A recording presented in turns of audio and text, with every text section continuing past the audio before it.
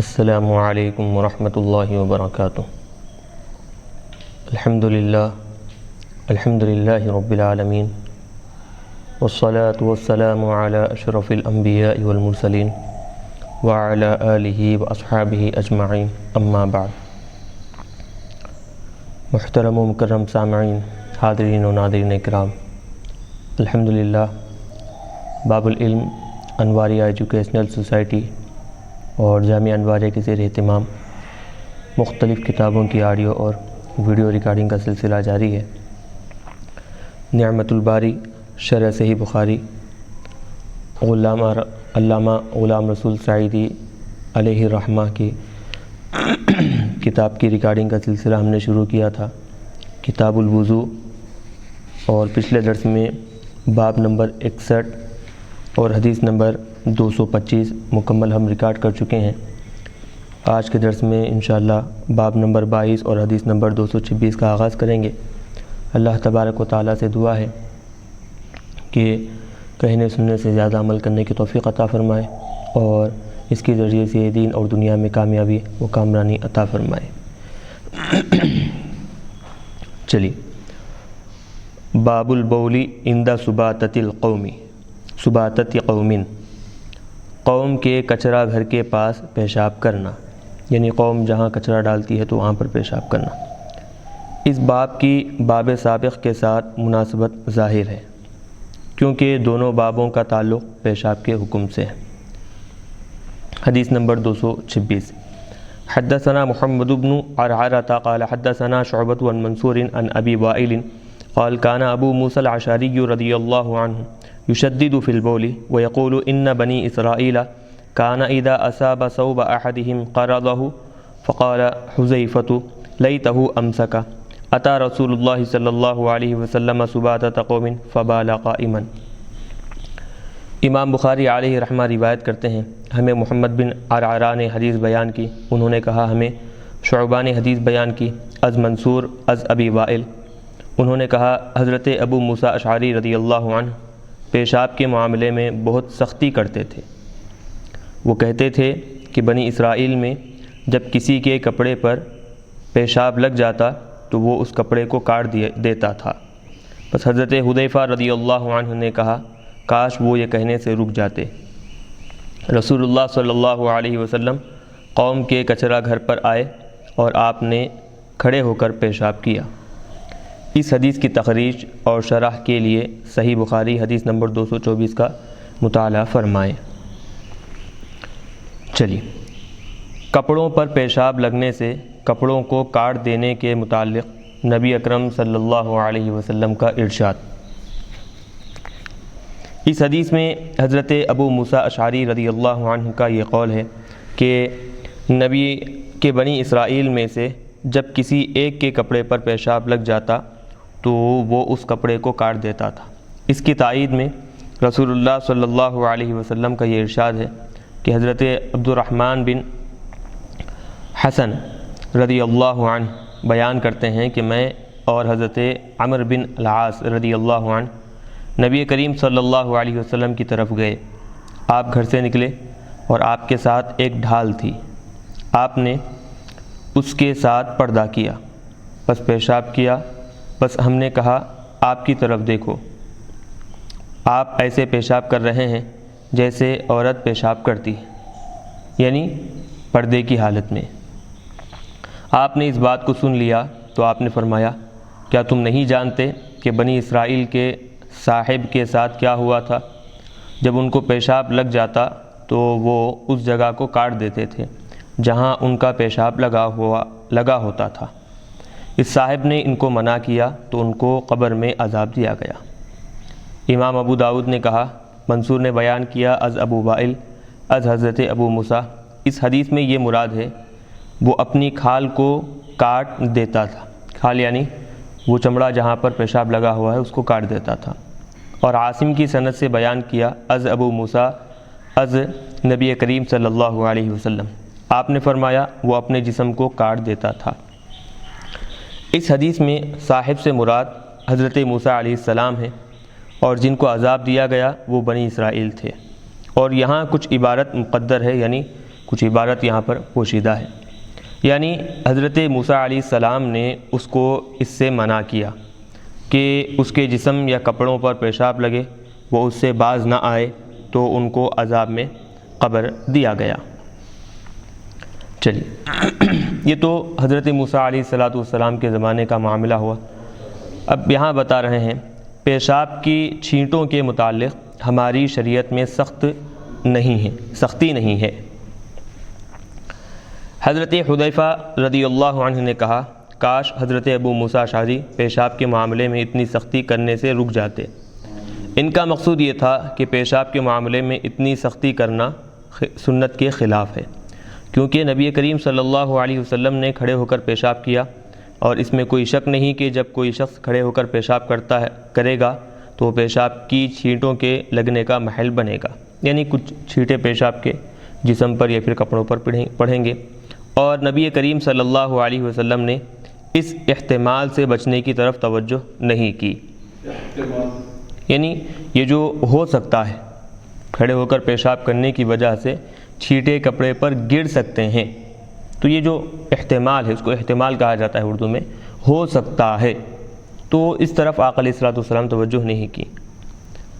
علامہ ابن بطال لکھتے ہیں حضرت حذیفہ کا یہ قول ان علماء کے لیے حجت ہے، یعنی دلیل ہے جو پیشاب کے معاملے میں رخصت دیتے ہیں، کیونکہ یہ معلوم ہے کہ جو شخص کھڑے ہو کر پیشاب کرے گا اس کے اوپر سوئی کے نوک کے برابر پیشاب کے قطرات اڑ کر لگیں گے، اور اس حدیث میں ہمارے لیے آسانی اور نرمی ہے، کیونکہ ہم سے پہلی امت اپنے کپڑوں میں اس جگہ کو کاٹ دیتی تھی جہاں پیشاب لگتا تھا، اور حضرت حذیفہ کی حدیث فقہائے احناف کے مذہب کے بالکل موافق ہے۔ علامہ بدر الدین عینی علیہ رحمہ فرماتے ہیں، سوئی کی نوک کے برابر پیشاب کی چھینٹوں کے حکم میں اختلاف ہے، یعنی سوئی کا جو اوپر کا جو سرا ہوتا ہے تو اس کی نوک کے برابر جو پیشاب کے چھینٹے ہوتے ہیں تو اس کا کیا حکم ہے، اس میں اختلاف ہے۔ امام مالک علیہ رحمہ فرماتے ہیں ان کو دھونا مستحب ہے، وہ جو باریک باریک چھینٹے ہیں پیشاب کے تو ان کو دھونا مستحب ہے۔ امام شافعی علیہ رحمہ فرماتے ہیں ان کو دھونا واجب ہے۔ امام اعظم ابو حنیفہ نے اس میں آسانی دی ہے، جس طرح انہوں نے باقی معمولی نجاستوں میں آسانی دی ہے، یعنی ان کے پاس کہتے ہیں کہ یہ دھونا ضروری نہیں ہے، یہ کیا ہے اس کے برابر جو پیشاب کے قطرے ہوں گے وہ معاف ہو جائیں گے۔ چلیے صحیح بخاری کی حدیث نمبر 226 225، شرح صحیح مسلم جلد 1 صفحہ 944 اور 943 پر مذکور ہے، وہاں ان حدیثوں کی شرح نہیں کی گئی۔ چلیے باب نمبر 62 اور حدیث نمبر 226 اب یہاں پر مکمل ہوئی، اب یہاں سے باب نمبر 63 شروع کیا جا رہا ہے۔ باب غسل الدم، خون کو دھونا۔ اس باب کی باب سابق کے ساتھ، یعنی اس سے پہلے والے باب کے ساتھ یہ مناسبت ہے کہ باب سابق میں پیشاب کو دھونے کا بیان تھا اور اس باب میں خون کو دھونے کا ذکر ہے۔ خون اور پیشاب دونوں نجس ہیں اور ان دونوں ابواب میں نجاست کو دھونے کا ذکر ہے۔ حدیث نمبر 227، حدثنا محمد بن المثنى قال حدثنا يحيى عن هشام قال حدثتني فاطمة عن أسماء قالت جاءت امرأة النبي صلى الله عليه وسلم فقالت أرأيت إحدانا تحيض في الثوب كيف تصنع؟ قال تحته ثم تقرصه بالماء وتنزحه وتصلي فيه۔ امام بخاری علیہ رحمہ روایت کرتے ہیں ہمیں محمد بن مثنیٰ نے حدیث بیان کی، انہوں نے کہا ہمیں یحییٰ نے حدیث بیان کی، از ہشام انہوں نے کہا مجھے فاطمہ نے حدیث بیان کی، از حضرت اسماء رضی اللہ عنہا انہوں نے بیان کیا کہ نبی کریم صلی اللہ علیہ وسلم کے پاس ایک عورت آئی، اس نے کہا یہ بتائیے کہ ہم میں سے کوئی عورت اپنے کپڑوں میں حیض کا خون دیکھتی ہے، وہ کیا کرے؟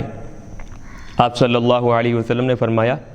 اس خون کو کھروچ دے، یعنی کھیکر کر نکال دے، پھر اس کو پانی سے ملے، پھر اس کو دھوئے، پھر ان کپڑوں میں نماز پڑھے۔ چلیے اس حدیث کے 5 رجال ہیں، یعنی اس حدیث کو روایت کرنے والے 5 حضرات ہیں اور ان سب کا تعارف پہلے ہو چکا ہے۔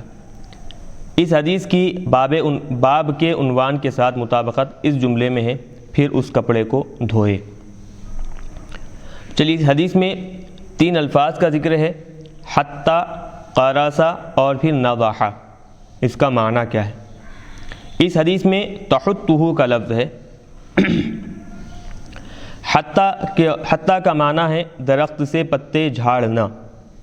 یعنی درخت سے جو پتے ہیں درخت کے، تو اسے کیا کرنا؟ پتے جھاڑنا۔ اور یہاں مراد ہے خشک خون کو کھروچ کر صاف کرنا، سوکھا ہوا جو خون ہے اس کو کھگر کر کیا ہے؟ صاف کر دینا۔ اور تقرصہ بالماء کا لفظ ہے، اس کا معنی ہے پانی سے مل کر صاف کرنا، پانی سے اچھی طرح رگڑ کر صاف کرنا۔ اور اس میں تنضحہ کا لفظ ہے، اس کا معنی ہے دھونا۔ شیرخوار لڑکے کے پیشاب آلودہ کپڑوں کو صاف کرنے کے لیے بھی حدیث میں ینضح کا لفظ ہے۔ فقہاء شافعیہ وہاں اس کا معنی پانی چھڑکنا کرتے ہیں اور ہم اس کا معنی پانی سے دھونا کرتے ہیں، اور یہاں پر شوافع نے بھی تنضحہ کا معنی پانی سے دھونا کیا ہے، اس لیے وہاں بھی اس کا معنی پانی سے دھونا کرنا چاہیے۔ حافظ شہاب الدین احمد بن علی بن حجر عسقلانی شافعی اس حدیث کی شرح میں لکھتے ہیں، علامہ خطابی مالکی نے کہا ہے تنضحہ کا معنی ہے اس کو دھوئے، اور علامہ قرطبی مالکی نے کہا ہے اس پر پانی چھڑکے۔ علامہ عسقلانی فرماتے ہیں، میں کہتا ہوں کہ اگر وہ کپڑا پاک ہے تو پانی چھڑکنے سے کوئی فائدہ نہیں ہوگا، اور اگر وہ کپڑا نجس ہے تو پانی چھڑکنے سے وہ پاک نہیں ہوگا، اس لیے علامہ خطابی نے جو اس کا معنی دھونا کیا ہے وہ زیادہ اچھا ہے۔ چلیے، بہرحال چونکہ حدیث میں 3 لفظ آئے تھے، حتی یحط اور پھر قرص یقرص اور تیسرا تنضحہ، تو ان تینوں کے کیا معنی ہے اور پھر ان تینوں کے درمیان کیا فرق ہے وہ بتا دیے۔ آگے بتا رہے ہیں، ہر مائع یعنی بہنے والی چیز سے نجاست کے ازالے پر دلیل، یعنی ہر بہنے والی چیز سے نجاست دور کی جا سکتی ہے، ازالہ زائل کرنا، دور کرنا، تو اس پر کیا دلیل ہے بتا رہے ہیں۔ علامہ خطابی نے کہا ہے اس حدیث میں یہ دلیل ہے کہ نجاست صرف پانی سے زائل ہوتی ہے اور دیگر مائعات سے زائل نہیں ہوتی۔ مائعات یعنی دیگر بہنے والی جو چیزیں ہیں جیسے سرکہ وغیرہ، پچھلے ابواب میں ہم بیان کر چکے ہیں، تو اس سے نجاست دور نہیں ہوتی۔ اور امام ابو حنیفہ اور امام ابو یوسف علیہم الرحمہ یہ کہتے ہیں کہ ہر مائع یعنی بہنے والی طاہر چیز سے نجاست زائل ہوتی ہے۔ ان کی دلیل یہ حدیث ہے۔ مجاہد بیان کرتے ہیں کہ حضرت عائشہ صدیقہ رضی اللہ عنہا نے فرمایا، ہم میں سے کسی ایک کے پاس صرف ایک کپڑا ہوتا تھا جس میں اسے حیض آ جاتا تھا، بس اگر اس کپڑے پر خون لگ جاتا تو وہ اس خون کو اپنے تھوک سے بھگوتی، پھر اس کو اپنے تھوک سے رگڑ کر صاف کرتی تھی۔ حافظ ابن حجر عسقلانی علیہ رحمہ لکھتے ہیں، اگر تھوک خون کو زائل کر کے کپڑے کو پاک نہ کرتا تو تھوک لگانے سے نجاست اور زیادہ ہو جاتی، اور تھوک پانی کا غیر ہے۔ اس سے ثابت ہوا کہ ہر مائع چیز یعنی بہنے والی چیز سے نجاست زائل ہو جاتی ہے۔ پھر حافظ ابن حجر عسقلانی علیہ رحمہ لکھتے ہیں، ہاں چونکہ اس زمانے میں پانی کی قلت تھی اور پھر کپڑے بھی بہت مختصر ہوا کرتے، تو بیان کر رہے ہیں کہ اس زمانے میں ہمارے پاس صرف ایک ایک کپڑا ہوا کرتا تھا، تو اگر ہم میں سے کسی عورت کو حیض آتا تو وہ حیض کا خون جہاں پر لگا ہوا ہے تو پانی کی قلت کی وجہ سے اس حصے کو کیا کرتے، پہلے ہم تھوک لگا دیتے اس حصے پر، اس کپڑے پر جہاں خون لگا ہوا ہے تھوک لگا دیتے، پھر اس کے بعد رگڑنے کے بعد پھر دوبارہ تھوکتے، اس کو نچوڑ دیتے، تو اس کی جو نجاست ہے وہ زائل ہو جاتی، ختم ہو جاتی۔ تو اصل مسئلہ بتانا چاہتے ہیں کہ شوافع جو کہتے ہیں کہ پانی سے ہی پاکی حاصل کی جا سکتی ہے، پانی سے ہٹ کر کوئی دوسری چیز سے پاکی حاصل نہیں کی جا سکتی، تو یہاں احناف کہتے ہیں کہ ہر بہنے والی چیز پاک اگر ہے تو اس سے نجاست دور کی جا سکتی ہے، جیسے کہ حدیث میں تھوک سے پاک کرنے کا ذکر ملتا ہے۔ یہ حافظ ابن حجر عسقلانی علیہ رحمہ لکھنے کے بعد آگے بیان کر رہے ہیں، اس کا جواب یہ ہے کہ یہ احتمال ہے کہ وہ بعد میں پانی سے دھو لیتی ہوں، یعنی ہو سکتا ہے کہ اس میں ہو سکتا ہے کہ بعد میں وہ پانی سے دھو لیتی ہوں، چونکہ حدیث حضرت عائشہ صدیقہ رضی اللہ عنہا سے بیان کی گئی ہے اور سنن ابو داؤد کا حوالہ دے رہے ہیں یہاں پر۔ تو یہ لکھنے کے بعد چونکہ حافظ ابن حجر عسقلانی علیہ رحمہ شافعی ہیں تو وہ احناف کو جواب دینا ہے ان کو، تو وہ کیا کر رہے ہیں، ایک احتمالی جواب دے رہے ہیں کہ ہو سکتا ہے پہلے تھوک سے کیا کیے ہیں، اس کو صاف کر لیے ہیں، بعد میں پانی سے اس کو دھو لیے ہوں گے، ہو سکتا ہے، یہ جواب دے رہے ہیں۔ صاحب نعمت الباری اپنی طرف سے اب چونکہ حافظ ابن حجر عسقلانی علیہ رحمہ احناف کو جواب دیے تھے، تو صاحب نعمت الباری علامہ غلام رسول سعیدی علیہ رحمہ کیا کر رہے ہیں، جواب دے رہے ہیں۔ میں کہتا ہوں اس حدیث میں بعد میں پانی سے دھونے کا ذکر نہیں ہے، لہٰذا فقہائے احناف کا اس حدیث سے استدلال درست ہے، اور حافظ ابن حجر عسقلانی علیہ رحمہ کا حدیث میں احتمال نکال کر جواب دینا باطل اور مردود ہے۔ یعنی وہ جو اپنی طرف سے نکالے ہیں کہ ہو سکتا ہے بعد میں پانی سے دھو لیے ہوں، حدیث میں ایسا کوئی اشارہ تو نہیں ملتا اور الفاظ بھی نہیں ملتے، تو یہ اپنی طرف سے نکالے ہوئے احتمالات ہیں، لہٰذا وہ احتمال ان کا قابل قبول نہیں ہے۔ رہا فقہائے احناف تو ان کے پاس واضح طور پر دلیل ہے، حدیث میں الفاظ مل رہے ہیں صراحت کے ساتھ، تو اس پر فقہائے احناف عمل کریں گے۔ احتمال یعنی وہ ابھی جیسے بتایا کہ ہو سکتا ہے، یہ معنی آئیں گے اس کے۔ قلیل نجاست کی مقدار میں مذاہب فقہا، یعنی تھوڑی نجاست کی کیا مقدار ہے، قلیل نجاست کسے کہیں گے، کثیر کسے کہیں گے، اس کے بارے میں مذاہب فقہاء اکرام کے کیا کیا مذاہب ہے اب بیان کر رہے ہیں یہاں پر۔ علامہ ابو الحسن علی مالکی ابن بطال مالکی علیہ رحمہ لکھتے ہیں، نجاسات کو زائل کرنے میں حضرت اسماء رضی اللہ عنہا کی یہ حدیث اصل ہے، یعنی جو نجاسات ناپاکیاں لگی ہوئی ہیں تو ان کو دور کرنے میں یہ حضرت اسماء رضی اللہ عنہا کی جو حدیث اوپر ابھی ذکر کی گئی ہے، باب میں جو کی ذکر کی گئی ہے وہ اصل ہے۔ اس حدیث میں النضح کا لفظ ہے اور کلام عرب میں اس سے مراد دھونا ہوتا ہے، اور اس پر دلیل کہ اس حدیث میں اس سے مراد دھونا ہے وہ یہ ہے کہ نبی کریم صلی اللہ علیہ وسلم نے حضرت فاطمہ رضی اللہ عنہا سے فرمایا، تم اپنے آپ سے خود کو دھو، اپنے آپ سے خون کو دھوؤ اور نماز پڑھو، اور علماء کے نزدیک یہ حدیث کثیر خون پر محمول ہے، کیونکہ اللہ تعالیٰ نے خون کے نجس ہونے میں یہ شرط عائد کی ہے، یعنی یہ شرط لگائی ہے کہ وہ بہا ہوا خون ہو،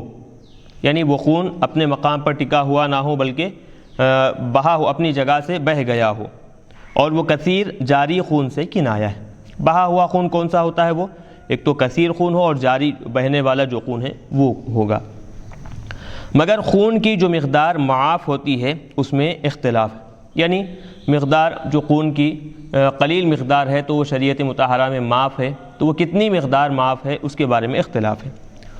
فقہاء احناف نے یہ کہا ہے کہ خون اور باقی نجاسات میں درہم کی مقدار قلیل نجاست ہے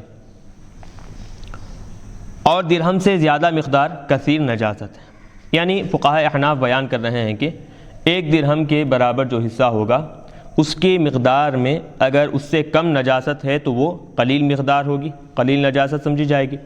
ایک درہم سے زیادہ، جیسے یہ بتاتے ہیں کہ یہ ایک درہم کے برابر، یہ جو انگلیوں کو ملانے کے بعد جو حصہ ہوتا ہے یہ ایک درہم کے برابر ہوتا ہے، تو اس سے کم اگر نجاست ہے تو قلیل نجاست کہلائے گی، اس سے زیادہ اگر ہے تو وہ کثیر نجاست کہلائے گی۔ انہوں نے اس کا قیاس اس پر کیا ہے کہ جب پاخانہ کرنے کے بعد پتھر سے استنجا کیا جائے تو مقعد یعنی پاخانہ کرنے کی جگہ کی کروٹوں اور اطراف میں ایک درہم کے برابر نجاست لگی رہتی ہے، یعنی چونکہ پہلے زمانے میں ہوتا یہ تھا کہ پانی وغیرہ بہت کم استعمال ہوتا تھا، استنجا کرنے کے لیے کیا ہے پتھروں کو استعمال کرتے تھے، مٹی کے ڈیلوں کو استعمال کرتے تھے، تو بتا رہے ہیں کہ قیاس کیا ہے احناف نے اس مسئلے میں کہ جب استنجا کرتے ہیں تو مٹی کا ڈھیلا لے کر صاف کرنے میں، استنجا نجاست دور کرنے میں کیا ہے ایک درہم کے برابر کیا ہے نجاست پھیل سکتی ہے اور اتنی مقدار معاف ہوتی ہے، اس لیے معلوم ہوا کہ ایک درہم کی مقدار نجاست قلیل ہے اور اس سے زیادہ نجاست کثیر ہے۔ یہ فقہاء احناف کا ان کے پاس کیا ہے 1 درہم کی مقدار کے برابر ہے۔ امام مالک علیہ رحمہ نے کہا ہے خلیل خون معاف ہے اور باقی نجاسات کی قلیل مقدار کو دھویا جائے گا، یعنی خون کے معاملے میں وہ کہتے ہیں کہ جو قلیل ہوگا جو کم ہوگا وہ معاف ہے، اور باقی نجاستیں چاہے کم ہوں یا زیادہ ہوں ان کو ہر حال میں دھویا جائے گا۔ اور ابن وہب نے ان سے روایت کیا ہے کہ حیض کا قلیل خون بھی کثیر خون کی طرح ہے، یعنی تھوڑا خون بھی ہے تو اس کا حکم بھی وہی ہے جو زیادہ خون کا ہوتا ہے، تو جیسے زیادہ خون کو دھویا جائے گا تھوڑے خون کو بھی کیا ہے دھویا جائے گا۔ اور امام شافعی علیہ رحمہ کے نزدیک تھوڑا خون بھی دھویا جائے گا، مگر پسو کا خون معاف ہے۔ پسو جو ایک قسم کی چھوٹی سی مکھی ہوا کرتی ہے، اس سے نکلنے والا، اس کو مارنے سے یا پھر وہ خود مر جائے کپڑوں پر لگ جائے تو اس کے برابر جو خون ہے اس کا وہ معاف ہے، کیونکہ اس سے بچنا ممکن نہیں۔ چھوٹے چھوٹے مکھیاں ہوتی ہیں، بہت زیادہ ستاتی ہیں، عموماً موسم گرما میں کیا ہے آنکھ کے پاس ناک کے پاس آ کر وہ بنبنانا شروع کرتی ہیں، تو بچنا بہت زیادہ مشکل ہوا کرتا ہے۔ تو ایسے مکھیوں کے مارنے سے اگر خون ہاتھ کو لگ جائے یا پھر کپڑوں پر لگ جائے تو یہ کیا ہے امام شافعی علیہ رحمہ کے پاس یہ معاف ہے۔ باقی سارے کے سارے خون کیا ہے بیان کرتے ہیں کہ ان سب خونوں کو دھویا جائے گا۔ امام مالک علیہ رحمہ نے جو کہا ہے کہ حیض کا قلیل خون بھی کثیر کی طرح ہے، اس پر دلیل یہ ہے کہ نبی کریم صلی اللہ علیہ وسلم نے حضرت اسماء سے حیض کے خون کے متعلق فرمایا اس کو کھرچو یعنی کھکرو، پھر اس کو پانی سے ملو، اور آپ نے خلیل خون اور کثیر خون میں فرق نہیں کیا، یعنی حدیث میں جو بیان کیا گیا اس میں مطلق خون کا تذکرہ ہے، خلیل خون یا پھر کثیر خون اس میں فرق نہیں کیا گیا، اور نہ آپ نے حیض کے خون کی مقدار کے متعلق کوئی سوال کیا۔ اور آپ نے حضرت فاطمہ بنت ابی حبیش سے فرمایا تم اپنے خون کو دھو اور نماز پڑھو،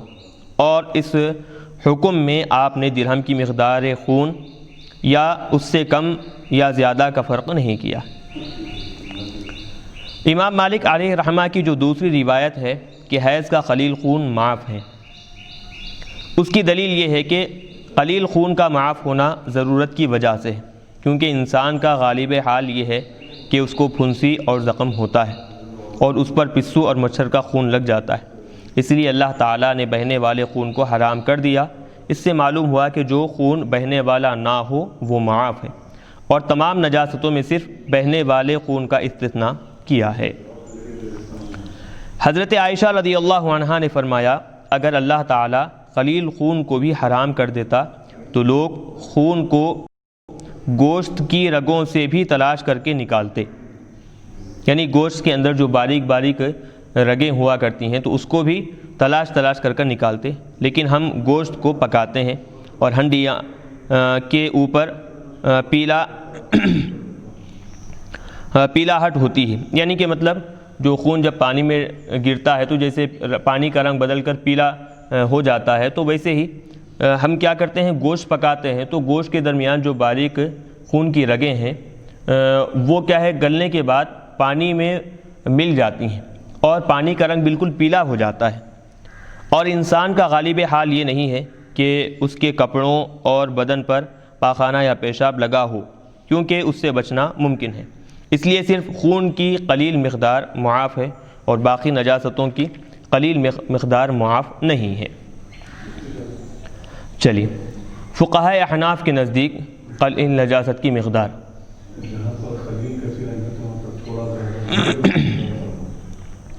فقہائے احناف کے نزدیک قلیل نجاست کی مقدار، قلیل یعنی تھوڑی نجاست کی مقدار فقہائے احناف کے نزدیک کیا ہے بتا رہے ہیں۔ فقہائے احناف کے نزدیک باقی نجاستوں میں بھی قلیل مقدار معاف، یعنی تھوڑی جو مقدار ہوگی کم مقدار وہ معاف ہے، اور اس کی دلیل یہ ہے کہ پاخانہ کرنے کے بعد پتھر سے استنجا کرنے کو کافی قرار دیا گیا ہے، اور اس کے بعد پانی سے دھونے کو فرض یا واجب قرار نہیں دیا گیا، حالانکہ پتھر سے استنجا کرنے کے بعد مکمل صفائی نہیں ہوتی اور تھوڑی سی نجاست لگی رہتی ہے۔ علامہ بدر الدین محمود بن احمد عینی حنفی علیہ الرحمہ لکھتے ہیں ہمارے فقہا نے قلیل نجاست یعنی کم نجاست کی مقدار 1 درہم مقرر کی ہے، کیونکہ صاحب الاسرار نے حضرت علی اور حضرت ابن مسعود رضی اللہ عنہما سے روایت کیا ہے کہ انہوں نے نجاست کی مقدار 1 درہم مقرر کی ہے، اور ان کی اقتداء کرنا ہمارے لیے کافی حجت ہے۔ اور حضرت عمر رضی اللہ عنہ سے مروی ہے، انہوں نے نجاست کو 1 ناخن کے برابر مقرر کیا ہے، اور المحیط میں مذکور ہے کہ ان کا ناخن ہماری ہتھیلی کے برابر ہے۔ پھر ذکر کیا گیا ہے، حضرت عمر رضی اللہ عنہ سے مروی ہے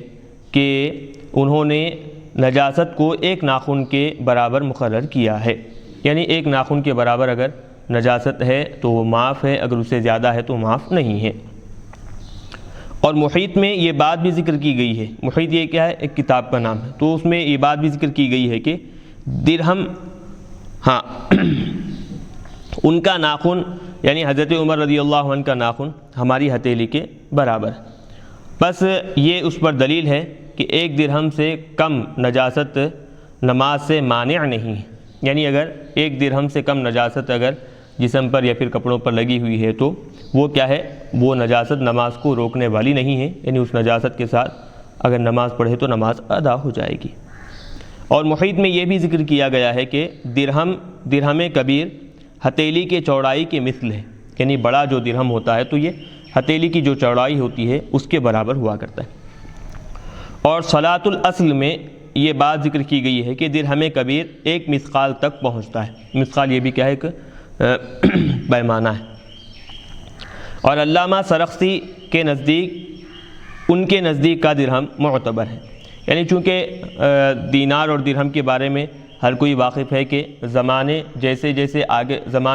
آگے بڑھتا گیا تو دینار اور درہم میں تبدیلیاں واقع ہوتی گئیں، اور پھر ان میں کمی زیادتی بھی ہوتی گئی۔ تو بتا رہے ہیں یہاں حضرت علامہ سرخسی علیہ رحمہ کہ وہ جو درہم کہتے ہیں کہ تو ان کے اپنے زمانے کا درہم مراد ہوگا۔ اب بتا رہے ہیں کہ قلیل نجاست کا معیار آیا درہم کی چوڑائی ہے یا اس کا وزن ہے؟ تو اس میں بتانا یہ چاہتے ہیں کہ جو کم نجاست جو بتائے ہے تو وہ 1 درہم کے برابر ہے بتائے، تو 1 درہم کے یہ چوڑائی کے برابر ہے یا پھر 1 درہم کے وزن کے برابر ہے؟ تو دونوں بھی سمجھنے کے قابل ہے۔ تو درہم کی چوڑائی کیا ہے؟ یہ ہتھیلی کے برابر ہوا کرتی ہے، یا پھر اس انداز میں دیکھیں، اور اگر وزن کے برابر دیکھیں تو پھر اب اس کے بارے میں سوچیں گے۔ تو اب اس میں کیا حقیقت ہے، کیا تحقیق ہے، بتا رہے ہیں۔ علامہ برہان الدین محمود بن صدر الشریعہ حنفی لکھتے ہیں، یہ معلوم کرنا واجب ہے کہ ہمارے نزدیک نجاست کی قلیل مقدار یعنی کم مقدار معاف ہے، کیونکہ حضرت عمر رضی اللہ عنہ سے جب کپڑے میں قلیل نجاست کے تھوڑی نجاست کے متعلق سوال کیا گیا تو انہوں نے فرمایا، جب میرے اس ناخن کی مقدار کے برابر نجاست ہو تو وہ جواز صلاۃ سے مانع نہیں ہے، یعنی ناخن کے برابر اگر نجاست لگی ہوئی ہے تو نماز کے جائز ہونے سے وہ نجاست روکنے والی نہیں ہے، نماز جائز ہو جائے گی، کیونکہ قلیل نجاست سے بچنا ممکن نہیں ہے، کیونکہ کبھی مکھی نجاستوں پر بیٹھتی ہے، پھر وہ نمازی کے کپڑوں پر بیٹھتی ہے، اور اس کے پروں اور پیروں میں نجاست ضرور ہوتی ہے، اس لیے عموم بلوا کی وجہ سے قلیل نجاست کو معاف کر دیا گیا ہے۔ اور حدیث صحیح آثار سے ثابت ہے کہ اکثر صحابہ رضوان اللہ علیہم اجمعین پتھروں سے نجاست کو کافی سمجھتے تھے، اور پتھر اصل نجاست کو زائل نہیں کرتا، اور اگر قلیل نجاست معاف نہ ہوتی تو وہ پتھروں سے استنجا کو کافی قرار نہ دیتے۔ یعنی بتا رہے ہیں کہ صحابہ کے زمانے میں اکثر صحابہ کیا کرتے؟ پتھروں سے استنجا کرتے تھے، اور ظاہر سی بات ہے جب پتھروں سے استنجا کریں گے تو تھوڑی بہت نجاست جسم پر باقی رہے گی، پوری نجاست تو زائل نہیں ہوتی، تو اس لیے بتا رہے ہیں کہ تھوڑی بہت نجاست جسم پر لگے رہنے سے نماز کے لیے یہ نجاست مانع نہیں ہے۔ آگے بتا رہے ہیں پھر نجاست کی 2 قسمیں ہیں، ایک غلیظہ اور خفیفہ۔ نجاست غلیظہ جو درہم کی مقدار کے برابر ہو یا اس سے کم ہو تو جواز صلاۃ سے مانع نہیں ہے، یعنی نجاست غلیظہ جو ہوگی وہ درہم کی مقدار ہو یا اس سے کم ہو، 1 درہم کے برابر ہو یا 1 درہم سے کم ہو، تو وہ نجاست جسم پر یا پھر کپڑے پر رہتے ہوئے نماز ادا کرنا جائز ہے۔ نماز کے لیے یہ نجاست مانع نہیں ہے۔ اور اگر 1 درہم کی مقدار سے زیادہ ہو، 1 درہم سے زیادہ ہو تو پھر جواز صلاۃ سے مانع ہے، تو اب وہ نجاست سے آپ نماز ادا نہیں کر سکتے۔ اور اعتبار درہم کبیر کا ہے، درہم صغیر کا اعتبار نہیں ہے۔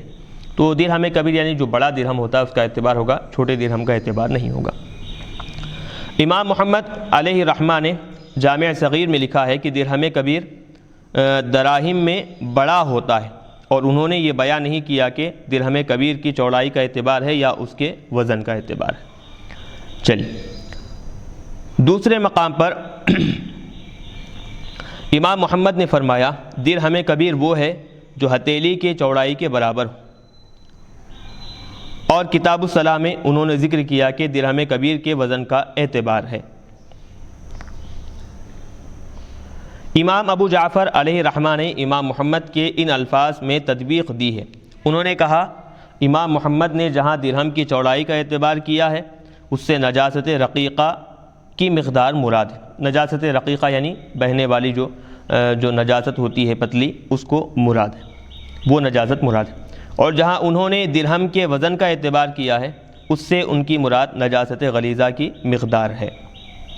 اور یہی صحیح مذہب ہے کہ نجاست رقیقہ میں یعنی بہنے والی نجاست میں کیا ہے، باریک جو پتلی بہنے والی نجاست ہوتی ہے اس میں درہم کی چوڑائی قلیل نجاست ہے،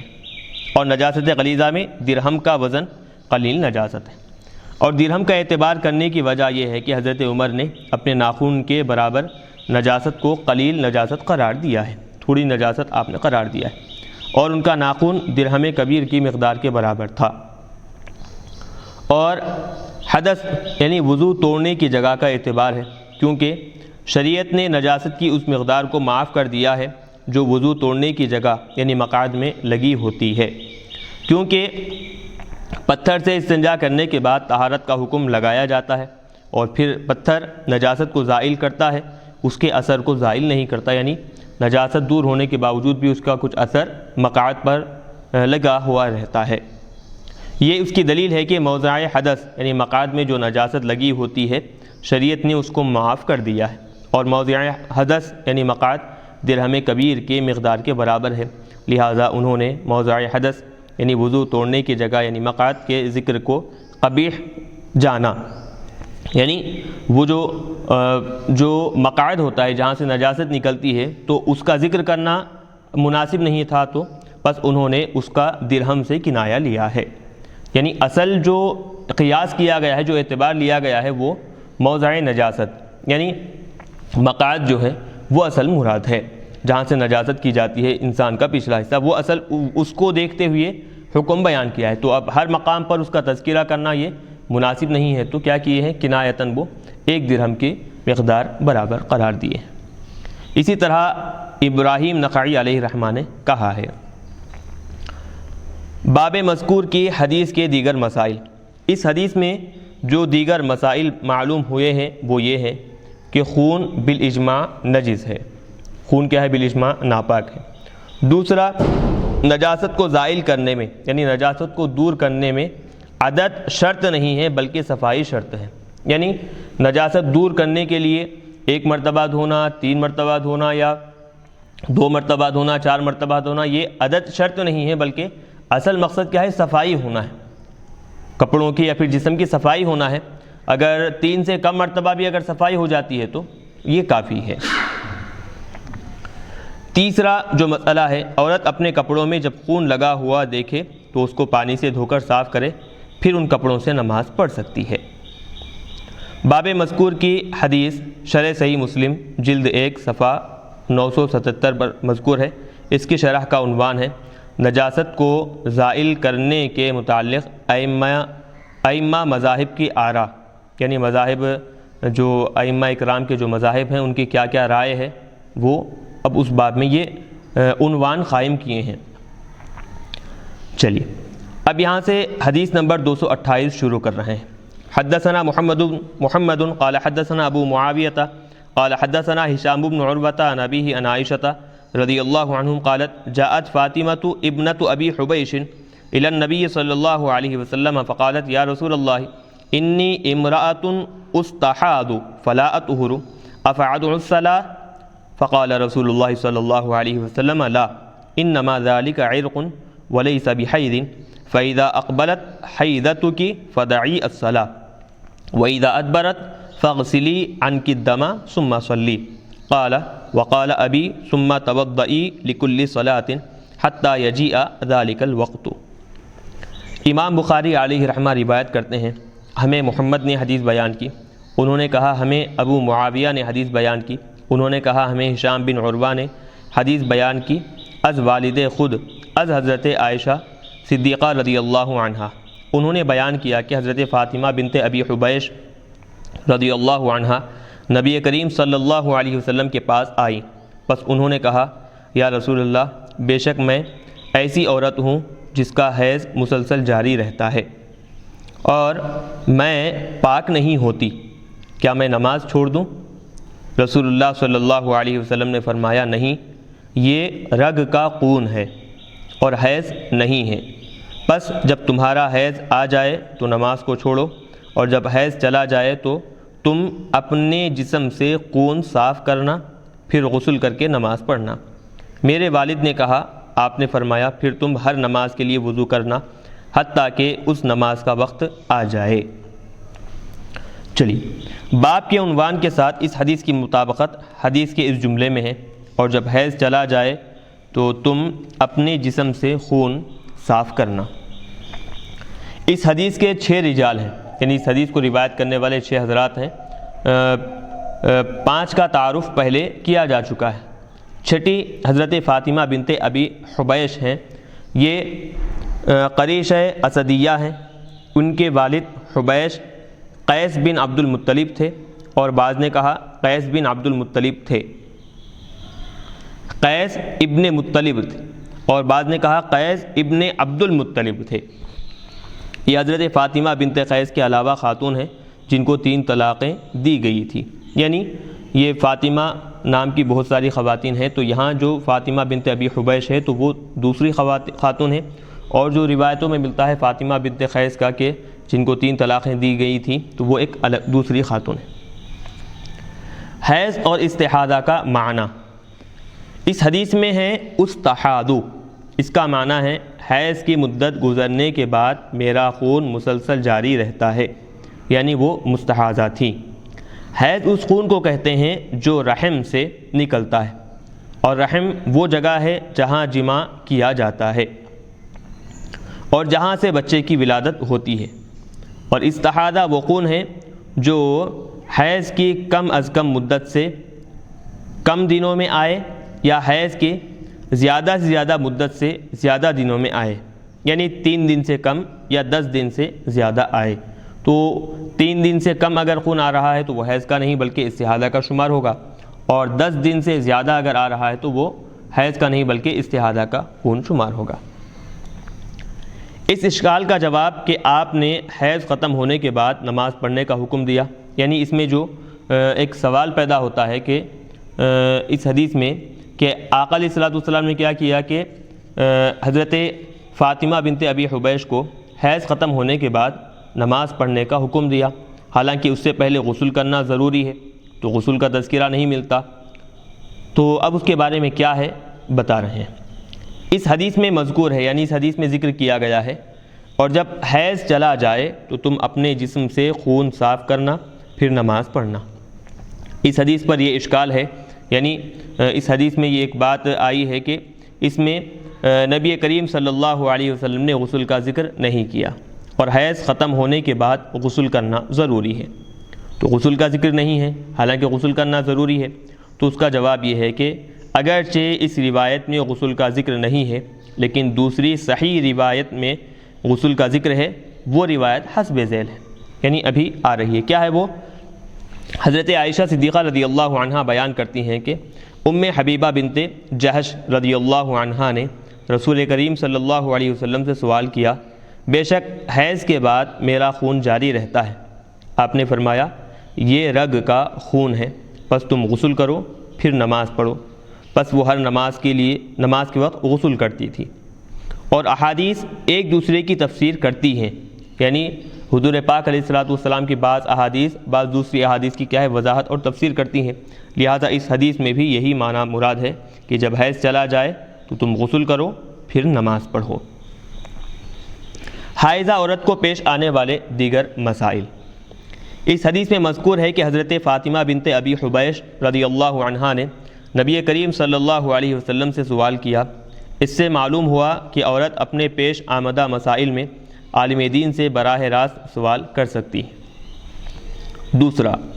جو عورت حائضہ ہو اس کا ایام حیض میں نماز پڑھنا جائز نہیں ہے، خواہ نماز فرض ہو یا نفل ہو،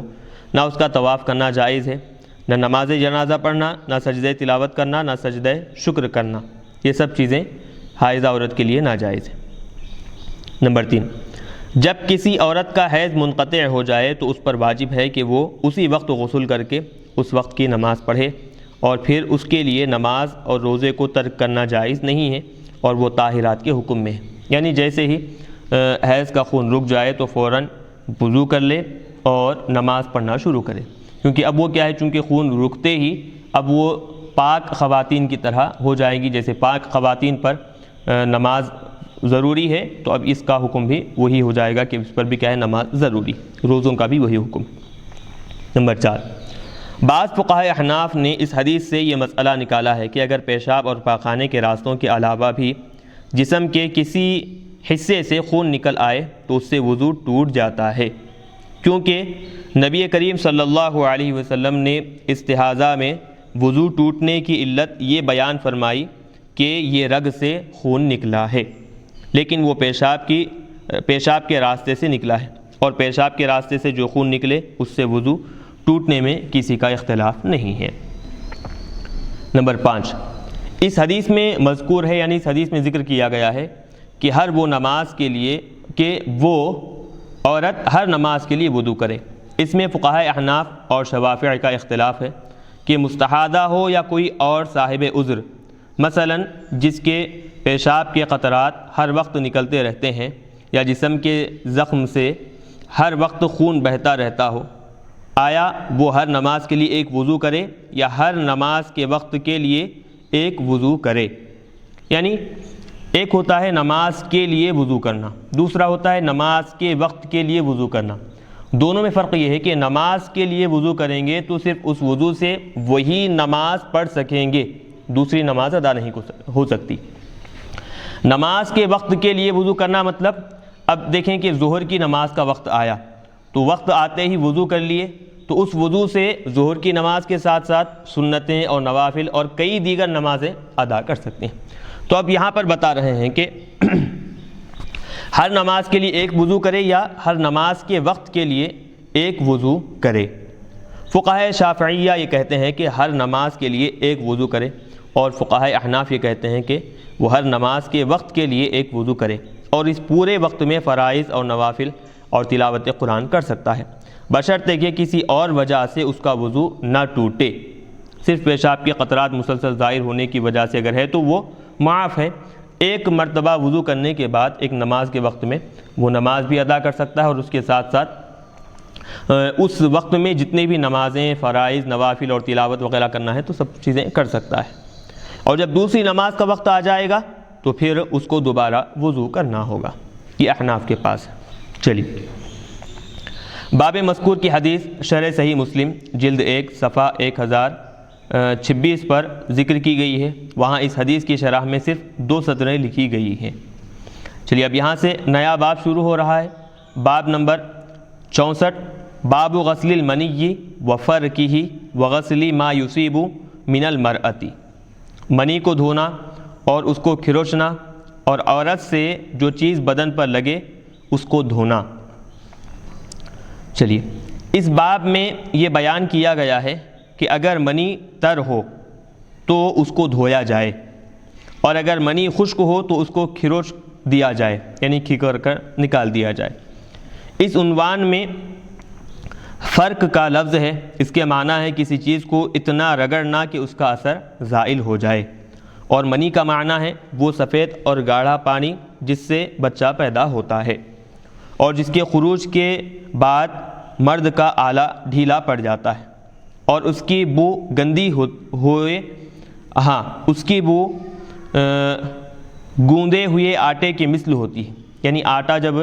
گوند دیا جاتا ہے تو اس کے اندر سے جیسی بو آتی ہے تو اس کی ویسی بو آتی ہے۔ اور اس باب میں یہ بیان کیا گیا ہے کہ جب عورت مرد سے مقاربت، اس باب میں یہ بیان کیا ہے کہ جب مرد عورت سے مقاربت کرتا ہے یعنی صحبت کرتا ہے تو اس کے اندام نہانی سے جو رطوبت نکلتی ہے، اندام نہانی یہ عورت کے شرمگاہ کو کہتے ہیں، تو جو رطوبت جو تری نکلتی ہے اگر وہ مرد کے بدن یا اس کے کپڑوں پر لگ جائے تو اس کو بھی دھویا جائے گا، اس کو رطوبت فرج کہتے ہیں۔ اس عنوان میں 3 چیزیں بیان کی ہیں، لیکن اس باب میں جو حدیث بیان کی ہے اس میں صرف منی آلودہ کپڑوں کو دھونے کا ذکر ہے، یعنی وہ کپڑا جس پر منی لگی ہوئی ہے تو اس کو دھونے کا ذکر ہے۔ اس باب کی سابقہ باب کے ساتھ مناسبت یہ ہے کہ باب سابق میں یعنی اس سے پہلے والے باب میں خون آلودہ کپڑے کو دھونے کا ذکر تھا، یعنی وہ کپڑا جس پر خون لگا ہوا ہے تو اس کو دھونے کا ذکر تھا، اور اس باب میں منی آلودہ کپڑے کو دھونے کا ذکر ہے، اور خون اور منی دونوں نجس ناپاک ہیں۔ اب یہاں سے حدیث نمبر 229 شروع کر رہے ہیں۔ حدثنا عبدان قال اخبرنا عبد الله بن المبارك قال اخبرنا عمرو بن میمون الجزری عن سلیمان بن یسار عن عائشة رضی اللہ عنہا قالت كنت اغسل الجنابة من ثوب النبي صلی اللہ علیہ وسلم فيخرج الى الصلاة وان بقع الماء في ثوبه۔ امام بخاری علیہ رحمہ روایت کرتے ہیں، ہمیں عبدان نے حدیث بیان کی، انہوں نے کہا ہمیں عبداللہ بن مبارک نے خبر دی، انہوں نے کہا ہمیں عمرو بن میمون الجزری نے خبر دی، از سلیمان بن یسار از حضرت عائشہ صدیقہ رضی اللہ عنہا، وہ بیان کرتی ہیں میں نبی کریم صلی اللہ علیہ وسلم کے کپڑوں سے جنابت کے اثر یعنی منی کو دھوتی تھی۔ آپ صلی اللہ علیہ وسلم نماز پڑھنے کے لیے نکلتے اور پانی کے نشانات آپ کے کپڑوں پر ہوتے تھے۔ چلیے، اس باب کے عنوان کے ساتھ 3 اجزاء تھے۔ اس باب کے عنوان کے 3 اجزاء تھے، یعنی اس باب میں جو عنوان ہے تو اس میں 3 حصے تھے، 3 جز تھے۔ پہلا منی کو دھونا، دوسرا تھا منی کو کھروچنا یعنی رگڑنا، اور رطوبت فرج کو دھونا۔ یہ 3 چیزیں اس باب کے عنوان میں ذکر تھیں، اور حدیث میں صرف منی آلودہ کپڑوں کو دھونے کا ذکر ہے، یعنی ایسا کپڑا جس پر منی لگی ہوئی ہے تو اس کو دھونے کا ذکر ہے۔ بقیہ 2 اجزاء کا ذکر نہیں ہے، باقی جو 2 حصے ہیں کہ منی کو کھروچنا اور رطوبت فرج جو ہے اس کو دھونا، اس کا ذکر نہیں۔ اس حدیث کی باب کے عنوان کے ساتھ مطابقت دلالت تضمنی کے اعتبار سے ہے، دلالت مطابقی کے اعتبار سے نہیں ہے۔ یہ دونوں بھی کیا ہے، ایک منطقی اصطلاح ہے۔ اس حدیث کے 5 رجال ہیں جن کا تعارف پہلے ہو چکا ہے۔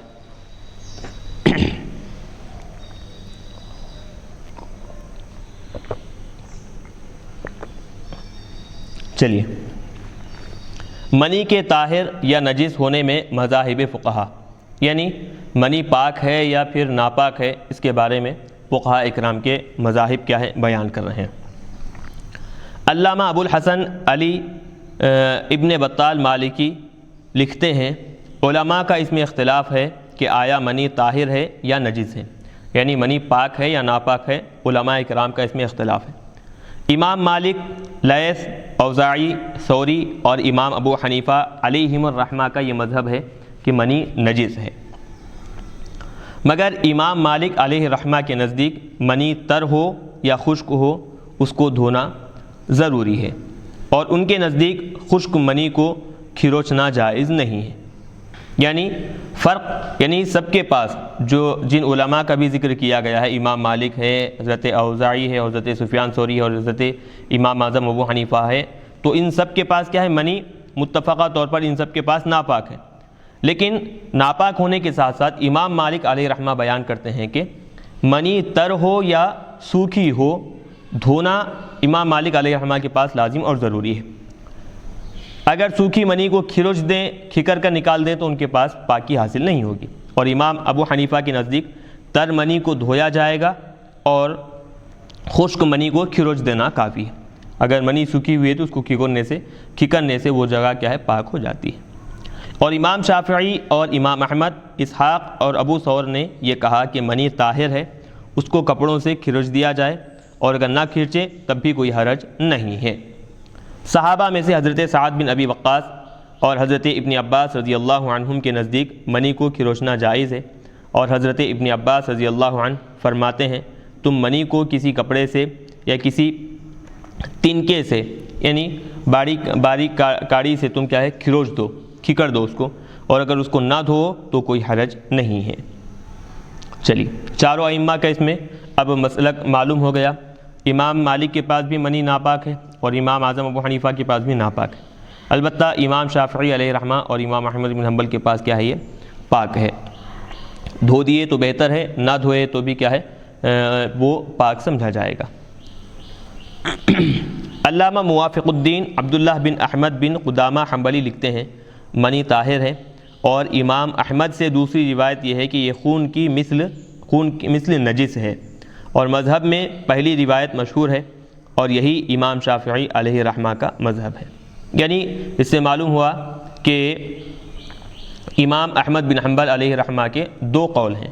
ایک قول کیا ہے پاک ہے، منی کے پاک ہونے پر دلالت کرتا ہے، تو یہ امام شافعی علیہ رحمہ کے قول کے بالکل موافق ہوگا۔ دوسرا قول جیسے خون ناپاک ہے تو منی بھی کیا ہے ویسے ہی ناپاک ہوگی، امام احمد بن حنبل کا یہ قول ہے۔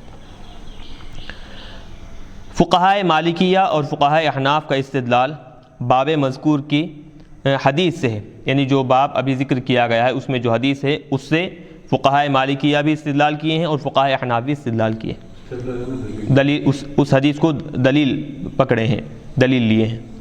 اور فقہائے شافعیہ اور فقہائے حنبلیہ کا استدلال درج ذیل احادیث ہیں، یعنی ان کی دلیل کیا ہے ابھی نیچے بیان کی جانے والی حدیث ہیں۔ منی کی طہارت پر یعنی منی کے پاک ہونے پر امام شافعی اور امام احمد بن حنبل علیہم الرحمہ کے دلائل۔ حمام بن حارث بیان کرتے ہیں کہ وہ حضرت عائشہ رضی اللہ عنہا کے ہاں بطور مہمان ٹھہرے، ان کو احتلام ہو گیا۔ حضرت عائشہ کی باندی نے دیکھا کہ وہ اپنے کپڑے سے منی کو دھو رہے ہیں یا اس کپڑے کو دھو رہے تھے، اس باندی نے حضرت عائشہ کو اس کی خبر دی۔ حضرت عائشہ نے فرمایا مجھے یاد ہے کہ میں رسول اللہ صلی اللہ علیہ وسلم کے کپڑوں سے منی کو کھروچنے کے علاوہ اور کچھ نہیں کرتی تھی، یعنی دھوتی نہیں تھی۔ عروہ بیان کرتے ہیں کہ حضرت عائشہ صدیقہ رضی اللہ عنہا فرماتی ہیں کہ میں رسول اللہ صلی اللہ علیہ وسلم کی چادر سے منی کھروچ دیتی تھی، اور ہمارے پاس ان دنوں اونی چادر ہوتی، یعنی اون کی چادر ان دنوں میں ہوا کرتی تھی، تو اس اونی چادر پر بھی کیا ہے نجاست، یعنی منی اگر لگی ہوئی ہوتی تو صرف کھروچ دیتی، دھوتی نہیں۔ علماء احناف کی طرف سے مذکورہ دلائل کے جوابات، یعنی دو دلیلیں جو فقہائے شافعیہ اور فقہائے حنابلہ کی طرف سے جو دلائل دیے گئے ہیں، تو احناف کی طرف سے اب ان دلائل کا جواب دیے جا رہے ہیں۔ امام ابو جعفر احمد بن محمد طحاوی حنفی علیہ رحمہ فرماتے ہیں منی نجس ہے، اور ان آثار سے امام شافعی اور امام احمد بن حنبل علیہم الرحمہ کا استدلال درست نہیں ہے، یعنی یہ جو حدیثیں اوپر ذکر کی گئی ہیں ان سے استدلال کرنا، ان کو دلیل لینا درست نہیں ہے، کیونکہ حضرت عائشہ صدیقہ رضی اللہ عنہا نے رسول اللہ صلی اللہ علیہ وسلم کی جس چادر اور جس کپڑے سے منی کھروچنے کا ذکر کیا ہے وہ آپ کے سونے کے کپڑے تھے، نماز پڑھنے کے کپڑے نہیں تھے۔ نماز پڑھنے کے کپڑوں کو حضرت عائشہ دھوتی تھیں، جیسا کہ اس باب کی حدیث میں ہے، یہ جو باب میں حدیث گزری ہے اس میں واضح طور پر مل رہا ہے کہ حضور کے نماز پڑھنے کے جو کپڑے تھے حضرت عائشہ ان کپڑوں کو دھویا کرتی تھی، اور ہم دیکھتے ہیں کہ جن کپڑوں میں پاخانہ اور پیشاب کی نجاست ہو ان کو پہن کر سونے میں بھی کوئی حرج نہیں ہے، تو منی آلودہ کپڑوں کو پہن کر سونے میں بھی کوئی حرج نہیں ہے۔ چلیے اب یہاں پر بیان کیا، مصنف کے نزدیک یہ آثار امام ابو حنیفہ کے خلاف نہیں ہیں، یعنی مصنف نعمت الباری شارح صحیح بخاری وہ بیان کر رہے ہیں کہ یہ جو حدیثیں شوافع اور حنابلہ کی طرف سے پیش کی گئی ہیں تو وہ حدیثیں دراصل احناف کے خلاف نہیں ہیں، کیونکہ حضرت عائشہ صدیقہ رضی اللہ عنہا نے فرمایا میں ان کپڑوں سے منی کھرچ دیتی تھی، اور گیلی منی کو نہیں کھرچا جاتا، خشک منی کو ہی کھرچا جا سکتا ہے، اور امام ابو حنیفہ کے نزدیک خشک منی کو کپڑے سے کھرچ دینا کافی ہے۔ سو یہ آثار امام ابو حنیفہ علیہ رحمہ کے مذہب کے خلاف نہیں ہیں، البتہ امام مالک علیہ رحمہ کے خلاف ہیں، کیونکہ وہ خشک منی کو کھرچنے کے قائل نہیں ہیں۔ اور امام شافعی اور امام احمد بن حنبل علیہ رحمہ جو کہتے ہیں کہ منی پاک ہے،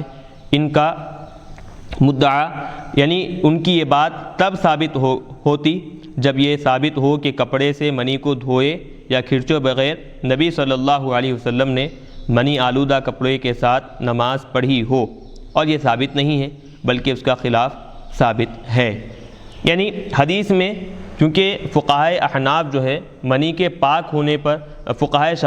شافعیہ اور حنابلہ کیا کرتے ہیں، منی کے پاک ہونے پر یہ دو احادیث کو بطور دلیل پیش کیے ہیں، دونوں احادیث جو ہے وہ بطور دلیل کے پیش کیے ہیں، لیکن ان حدیثوں میں کہیں پر بھی یہ تذکرہ نہیں ملتا کہ منی پاک ہے،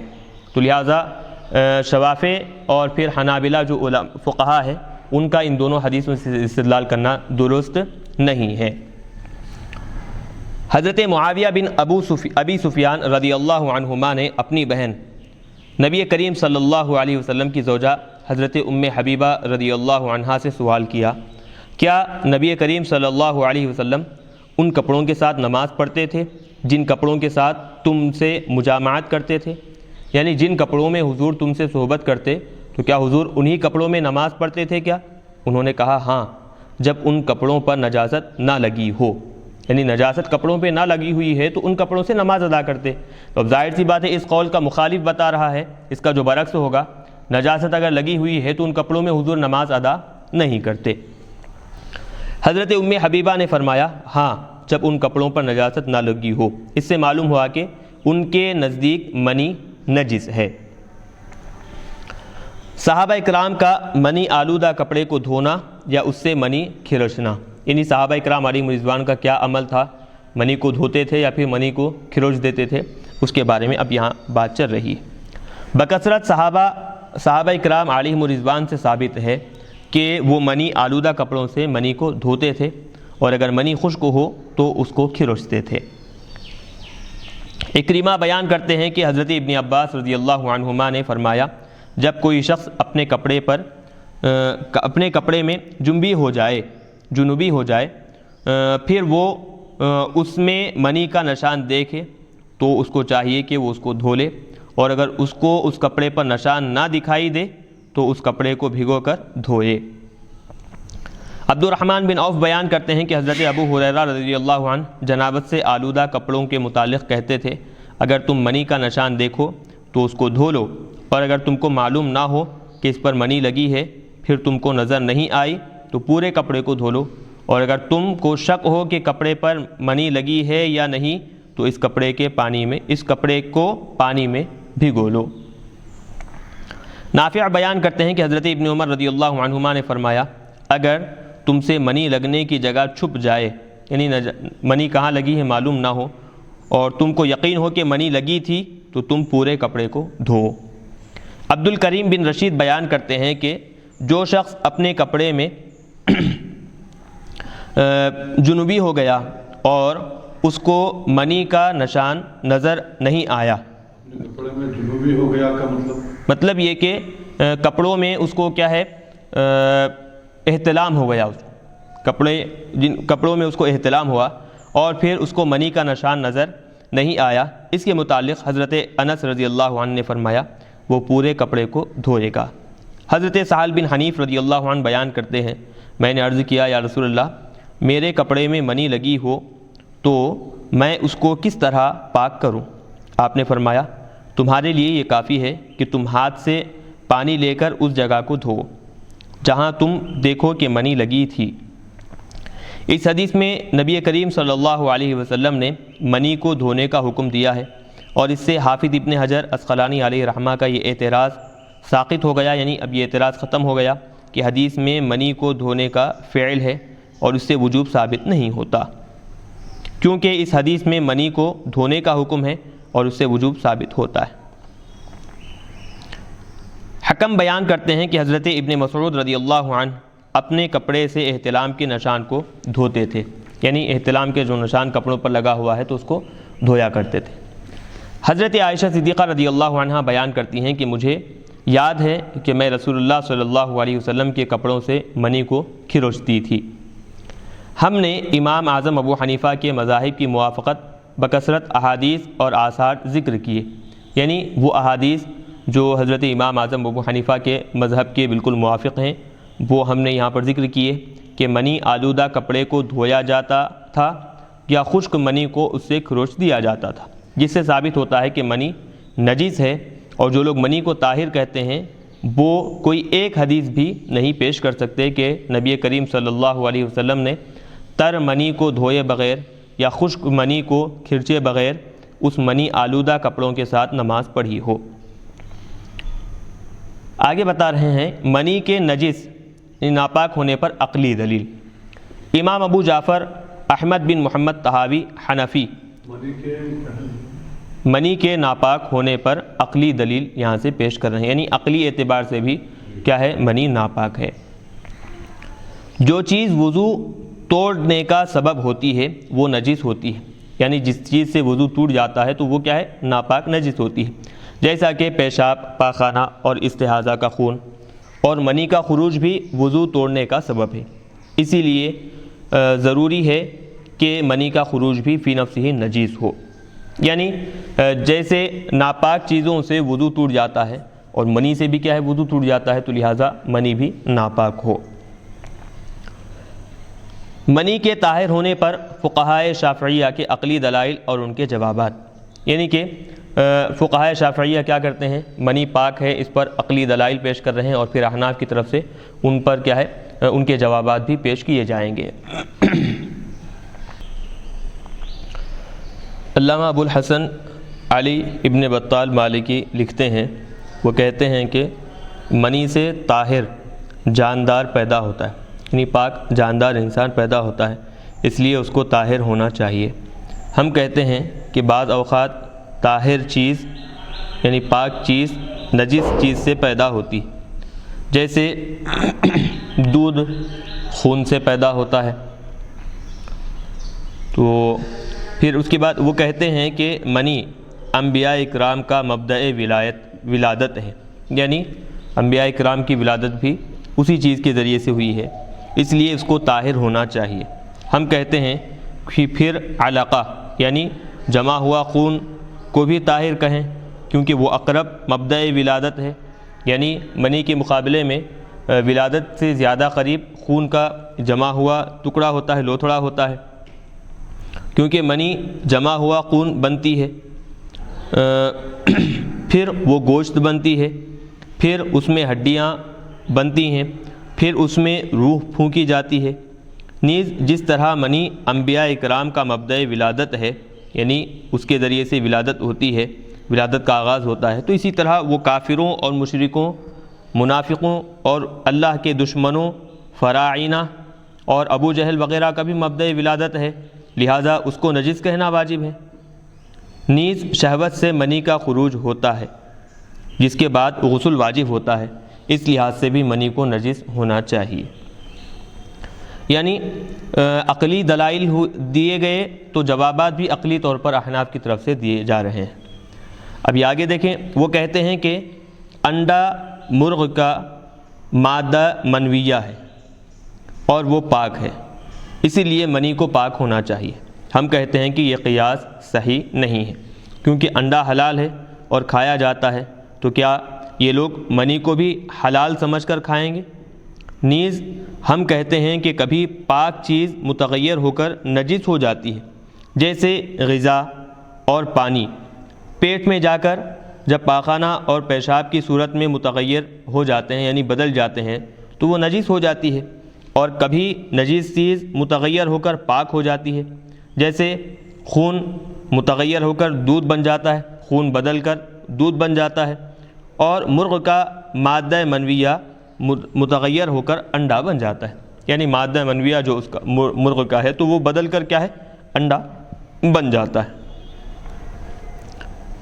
وہ کہتے ہیں کہ حضرت آدم مٹی اور پانی سے پیدا کیے گئے، اور مٹی اور پانی پاک ہیں، لہذا حضرت آدم بھی طاہر ہے۔ ہم کہتے ہیں کہ حضرت آدم علیہ السلام کو کون نجس کہتا ہے؟ لیکن عام انسان مٹی اور پانی سے نہیں پیدا ہوتے، اور انسان بھی پاک ہیں، لیکن اس سے کچھ پاک چیزیں نکلتی ہیں جس سے وضو نہیں ٹوٹتا، جیسے دودھ ہے، پسینہ ہے، آنسو ہے، تھوک ہے، ریٹ اور بلغم، اور کچھ ناپاک چیزیں نکلتی ہیں جن سے وضو ٹوٹ جاتا ہے، جیسے پیشاب، پاخانہ، حیض کا خون، مزی اور منی، اور اس سے واضح ہوا کہ منی ناپاک اور نجس ہے۔ چلیے تو بہرحال یہ جو بات تھی اس میں پورا کا پورا کیا ہے، عقلی دلائل شوافع حضرات کی طرف سے دیے گئے، تو احناف کی طرف سے بھی عقلی جوابات دے دیے گئے۔ قرآن مجید میں منی کو ماء مہین فرمایا، یعنی انسان کو حقیر پانی کے نچوڑ سے پیدا کیا، اور منی کو حقیر فرمانا بھی اس کی نجاست کی طرف اشارہ ہے، چونکہ اس باب کے عنوان میں رطوبت فرج کا بھی ذکر کیا گیا ہے، اس لیے ہم چاہتے ہیں کہ رطوبت فرج کا بھی شرعی حکم بیان کر دیں۔ رطوبت فرج کیا ہے، پہلے ہم اس کی وضاحت کر دیے، یعنی عورت کے شرمگاہ میں جو رطوبت جو طری ہوتی ہے اس کا کیا حکم ہے بیان کر رہے ہیں۔ رطوبت فرج کا شرعی حکم، درج ذیل حدیث میں رطوبت فرج کا ذکر اور اس کا حکم ہے۔ حضرت ابی بن کعب رضی اللہ عنہ نے کہا، یا رسول اللہ، جب مرد عورت کے ساتھ جمع کرے اور اس کو انزال نہ ہو، آپ نے فرمایا عورت سے جو چیز اس کے جسم پر لگی ہے اس کو دھو لے، پھر وضو کر کے نماز پڑھے۔ امام بخاری علیہ رحمہ نے کہا غسل کر کے نماز پڑھنے میں زیادہ احتیاط ہے، اور یہی آخری حکم ہے۔ علامہ عبداللہ بن احمد بن قدامہ حنبلی لکھتے ہیں فرج کی رطوبت نجیس ہے، یعنی ناپاک ہے، کیونکہ یہ فرج کے اندر ہوتی ہے اور اس سے بچہ پیدا نہیں ہوتا، یہ مزی کے مشابہ ہے، یہ ایک قول ہوا۔ دوسرا قول یہ ہے کہ یہ طاہر ہے، یعنی یہ پاک ہے، کیونکہ حضرت عائشہ صدیقہ رضی اللہ عنہا نبی کریم صلی اللہ علیہ وسلم کے کپڑے سے منی کو کھرچتی تھیں، اور وہ منی جماع سے تھی، کیونکہ آپ کو کبھی احتلام نہیں ہوا، اور وہ منی فرج کی رطوبت سے ملی ہوتی تھی۔ پس اگر ہم رطوبت فرج کو نجس کہیں تو منی کو بھی نجس کہنا پڑے گا، کیونکہ وہ منی عورت کے فرج سے نکلی تھی، پھر رطوبت فرج سے مل کر وہ منی بھی نجس ہو جائے گی۔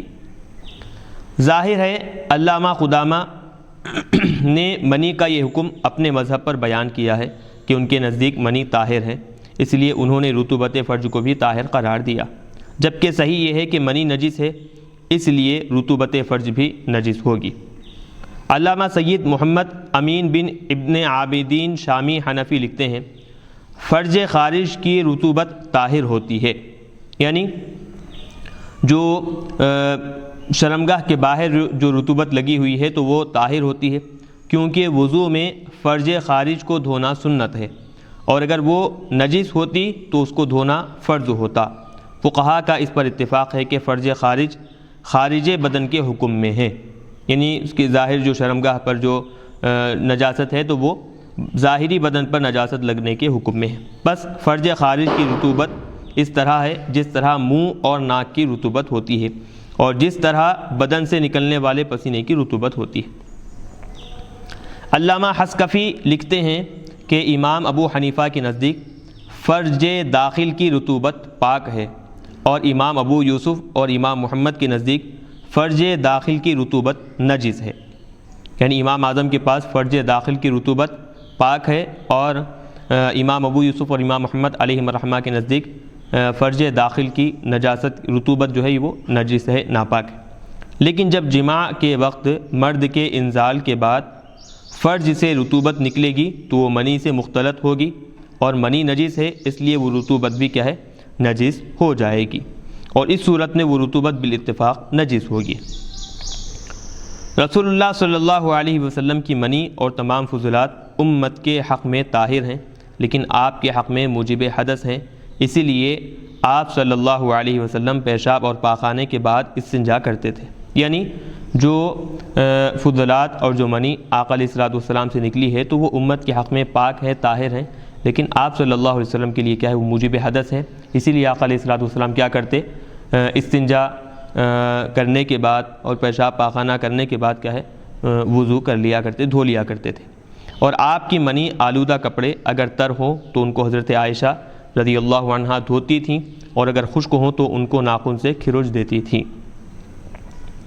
چلیے،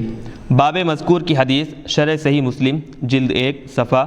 969 پر مذکور ہے، اس کی شرح کے حسب ذیل عنوانات ہیں۔ نمبر 1، منی کی طہارت یا عدم طہارت میں مذاہب فقہا۔ نمبر 2، رسول اللہ صلی اللہ علیہ وسلم کی فضلات کی طہارت کا بیان۔ نمبر 3، رطوبت فرج کی طہارت یا عدم طہارت کی تحقیق۔ حدیث نمبر 230، حدثنا قتيبة قال حدثنا يزيد قال حدثنا عمرو عن سليمان بن يسار قال سمعت عائشة وحدثنا مسدد قال حدثنا عبد الواحد قال حدثنا عمرو بن ميمون عن سليمان بن يسار قال سألت عائشة رضي الله عنها عن المني يصيب الثوب فقالت كنت أغسله من ثوب رسول الله صلى الله عليه وسلم فيخرج إلى الصلاة وأثر الغسل في ثوبه بقع الماء۔ حضرت امام بخاری علیہ رحمہ روایت کرتے ہیں، ہمیں قتیبہ نے حدیث بیان کی، انہوں نے کہا ہمیں یزید نے حدیث بیان کی، انہوں نے کہا ہمیں عمر نے حدیث بیان کی از سلیمان بن یسار، انہوں نے کہا میں نے حضرت عائشہ صدیقہ رضی اللہ عنہا سے سنا۔ یعنی امام بخاری علیہ رحمہ دوسری سند کی طرف متحول ہوئے ہیں، تحویل کیے ہیں۔ اور ہمیں مسدد نے حدیث بیان کی، انہوں نے کہا ہمیں عبد الواحد نے حدیث بیان کی، انہوں نے کہا ہمیں عمرو بن میمون نے حدیث بیان کی از سلیمان بن یسار، انہوں نے کہا میں نے حضرت عائشہ صدیقہ رضی اللہ عنہا سے سوال کیا کہ جو منی کپڑے پر لگ جائے تو سوال کیا کہ اس کا کیا حکم ہے۔ حضرت عائشہ صدیقہ رضی اللہ عنہا نے کہا میں اس کو رسول کریم صلی اللہ علیہ وسلم کے کپڑے سے دھوتی تھی، آپ نماز کے لیے نکلتے اور آپ کے کپڑے میں دھونے کا اثر پانی کے نشان کی طرح نشان کے صورت میں ہوتا تھا، یعنی دھونے کا جو اثر ہے پانی کے طرح وہ اثر رہا کرتا تھا۔ اس حدیث کی تخریج اور اس کی شرح کے لیے حدیث نمبر 229 کا مطالعہ کریں۔ حضرت عائشہ صدیقہ رضی اللہ عنہا بیان کرتی ہیں رسول اللہ صلی اللہ علیہ وسلم کو آپ کے کپڑے کو دھوتی تھیں، اس سے معلوم ہوا کہ حسن معاشرت کا یہ تقاضا ہے۔ حسن معاشرت یعنی اچھے معاشرے میں آپس میں میل جول میں یہ تقاضا ہے کہ بیویوں کو شوہروں کے کپڑے دھونی چاہیے اور شوہروں کی خدمت سے متعلق دیگر کام بھی کرنی چاہیے۔ چلیے اب یہاں سے باب نمبر 65 شروع کیا جا رہا ہے۔ باب اذا غسل الجنابۃ او غیرہا فلم یذھب اثرھا، یعنی جب جنابت کو دھویا یا کسی اور نجاست کو اور اس کا اثر نہیں گیا۔ اس باب میں امام بخاری علیہ رحمہ یہ بیان کرنا چاہتے ہیں کہ جب کسی نے منی آلودہ کپڑے کو یا کسی اور نجاست مثلا حیض کے خون کو کپڑے سے دھویا، یعنی کپڑے پر لگا ہوا تھا تو وہ کپڑے کو دھو دیا اور دھونے کے بعد پانی کا نشان اس میں باقی رہا اور سوکھا نہیں، وہ کپڑا بھی کچا ہے سوکھا نہیں، تو اس کا کیا حکم ہے؟ باب سابق کے ساتھ اس کی مناسبت یہ ہے کہ دونوں بابوں میں منی آلودہ کپڑوں کے دھونے کا ذکر ہے۔ اس سے پہلے والے باب میں بھی وہی تذکرہ تھا، اس میں بھی وہی تذکرہ ہے۔ حدیث نمبر 231، حدثنا موسى بن اسماعیل المنقری قال حدثنا عبد الواحد قال حدثنا عمرو بن میمون قال سألت سلیمان بن یسار فی الثوب تصیبه الجنابۃ قالت عائشة رضی اللہ عنہا كنت اغسله من ثوب رسول اللہ صلی اللہ علیہ وسلم ثم يخرج الى الصلاة واثر الغسل فيه بقع الماء۔ امام بخاری علیہ رحمہ روایت کرتے ہیں ہمیں موسیٰ بن اسماعیل المنقری نے حدیث بیان کی، انہوں نے کہا ہمیں عبد الواحد نے حدیث بیان کی، انہوں نے کہا ہمیں عمرو بن میمون نے حدیث بیان کی، انہوں نے کہا میں نے سلیمان بن یسار سے اس کپڑے کے متعلق سوال کیا جس پر منی لگ جائے۔ انہوں نے بیان کیا کہ حضرت عائشہ صدیقہ رضی اللہ عنہا نے فرمایا میں رسول اللہ صلی اللہ علیہ وسلم کے کپڑے کو دھوتی تھی، پھر آپ نماز کے لیے نکلتے اور کپڑے میں دھونے کا اثر پانی کے نشانات کی طرح اس کی صورت میں ظاہر ہوتا تھا۔ اس حدیث کی تخریج اور شرح کے لیے حدیث نمبر 229 کا مطالعہ کر لیں۔ حدیث نمبر 232، حدثنا عمرو بن خالد قال حدثنا زہیر قال حدثنا عمرو بن میمون بن مہران عن سلیمان بن یسار رضی اللہ عنہ عن عائشہ رضی اللہ عنہا انہا كانت تغسل المنی من ثوب النبی صلی اللہ علیہ وسلم ثم اراہ فیہ بقعۃ او بقعا۔ امام بخاری علیہ رحمہ روایت کرتے ہیں، ہمیں عمرو بن خالد نے حدیث بیان کی، انہوں نے کہا ہمیں زہیر نے حدیث بیان کی، انہوں نے کہا ہمیں عمرو بن میمون بن مہران نے حدیث بیان کی، از سلیمان بن یسار از حضرت عائشہ صدیقہ رضی اللہ عنہا کہ وہ نبی کریم صلی اللہ علیہ وسلم کے کپڑے سے منی دھوتی تھیں،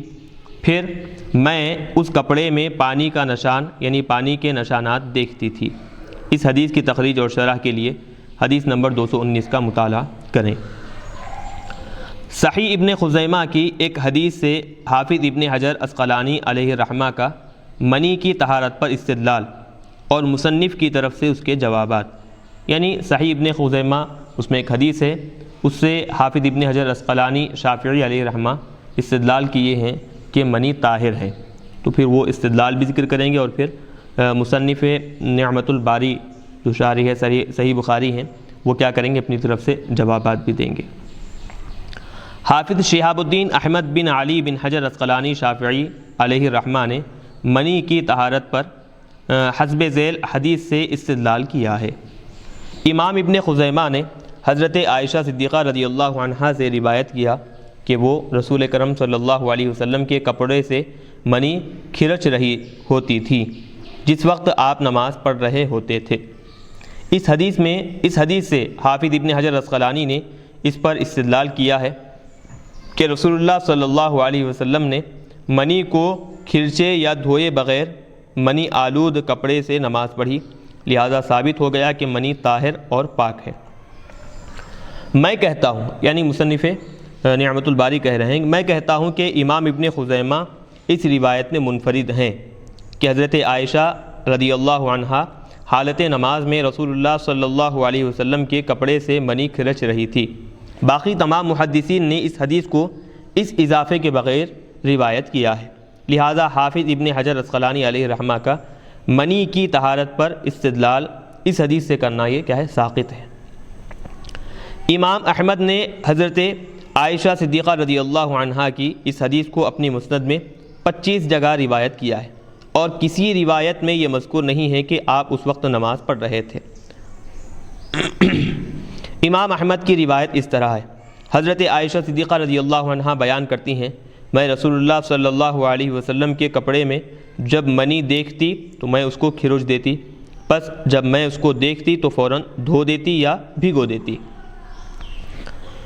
چلیے، امام ابن خزیمہ نے اس حدیث کو مختصراً اور مجملاً روایت کیا ہے۔ دیگر روایات میں اس کی تفصیل ہے جس سے حافظ ابن حجر عسقلانی کا طہارت منی کا دعویٰ، یعنی منی کے پاک ہونے کا جو دعویٰ ہے وہ بالکلیہ ساقط ہو جاتا ہے، بالکل ختم ہو جاتا ہے۔ ملاحظہ فرمائیں، حضرت عائشہ صدیقہ رضی اللہ عنہا بیان کرتی ہیں، میں نبی کریم صلی اللہ علیہ وسلم کے کپڑے سے منی کھرچتی تھی، پھر آپ جاتے اور اس کپڑے میں نماز پڑھتے۔ حضرت عائشہ صدیقہ رضی اللہ عنہا بیان کرتی ہیں، میں نبی کریم صلی اللہ علیہ وسلم کے کپڑے سے منی کھرچتی، پھر آپ جاتے اور اس میں نماز پڑھتے۔ حضرت عائشہ صدیقہ رضی اللہ عنہا بیان کرتی ہیں، میں رسول اللہ صلی اللہ علیہ وسلم کے کپڑے سے منی کھرچتی، پھر آپ اس میں نماز پڑھتے۔ حضرت عائشہ صدیقہ رضی اللہ عنہا فرماتی ہیں، جب رسول اللہ صلی اللہ علیہ وسلم کے کپڑے پر منی لگ جاتی تو میں اس کو دھوتی، پھر آپ نماز کے لیے جاتے اور میں اس کپڑے پر دھونے کا نشان دیکھتی۔ حضرت عائشہ صدیقہ رضی اللہ عنہا بیان کرتی ہیں کہ رسول اللہ صلی اللہ علیہ وسلم اپنے کپڑے سے منی کو ازقیر کی جڑ سے کھرچ کر صاف کرتے۔ یہ ازقیر کیا ہے؟ ایک طرح کی کیا ہے، ایک جڑی بوٹی ہے، ایک درخت ہے جو کپڑوں کے جو خوشبو کے لیے استعمال کیا جاتا ہے، تو اس درخت کے جو جڑ ہوتی ہے اس سے کیا کرتے تھے، کھروچ دیتے تھے کپڑے پر جہاں منی لگی ہوئی، پھر اس میں نماز پڑھتے۔ بہرحال خلاصہ یہ ہے کہ اول تو امام ابن خزیمہ اپنی روایت کے اس اضافے میں منفرد ہے۔ پہلی بات یہ ہوئی کہ اس میں جو اضافہ ہے، نماز پڑھتے تھے حضور انہی کپڑوں میں، اور نماز پڑھتے پڑھتے حضرت عائشہ کیا کرتی تھی، وہ کھروچتی تھیں۔ ثانیاً مفصل روایت میں اس اضافے کے خلاف جو تفصیلی جو روایت ہے اس میں کیا ہے،